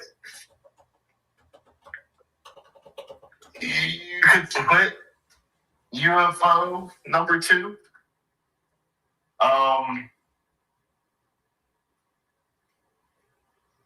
Right now, I would just like to see UFO over 10 million market cap. So that's the only. You're basically literally saying that UFO has too much liquidity for market cap. Correct. Yes. Yes. I'm not hating on it by any means. I'm just saying, as far as this conversation, I said over 10 million market cap. That's what I want to see. Also, excitement over the protocol. I think there is excitement over the protocol, but price action means everything to me. So if there's that excitement, it should be well over pTGC market cap. If it's not, then I think there's more excitement on Peacock than there is on UFO. And that's just, that's just not, once again, I'm not picking sides. I'm just calling it. We all know that there's a dependency there. It's like because it's part of the ecosystem. Once pTGC goes, that's when. Correct. That just becomes I'm not. All right, Clary. Well, are we good for shutting it down for the day? Yeah. Yeah. The more we talk, the more Zen's gonna miss, and this is his. We have him to thank for all of this. So he's missing it. But yeah, we're good. There's nothing on YouTube. I think we can shut it down. We'll meet again on Monday evening at 5:30 p.m. Pacific, guys. Awesome. Well, thanks for chiming in, B. Yeah. Hey, Perry, have you ever thought about getting on Kick? I'm sorry. Run that by me again. Have you ever thought about streaming on Kick also? No. Should I? I'm hearing that's where a lot of things may or may not be going. Okay. Not as far as like further away from YouTube, and I think the Kick people are spending a lot of money to get that done. So okay. you know, just kind of, Yeah. I don't think you're probably not going to get any numbers on there, but you just never know. You know, Yeah. one person more than what you could have had is a possibility. When all you have to do is just add it to the stream. Yeah, I could probably add it to my StreamYard. Thanks for the tip, man. Yep. I'll look into it. All right. Have a good day. All right, guys. There, guys. See ya. See ya.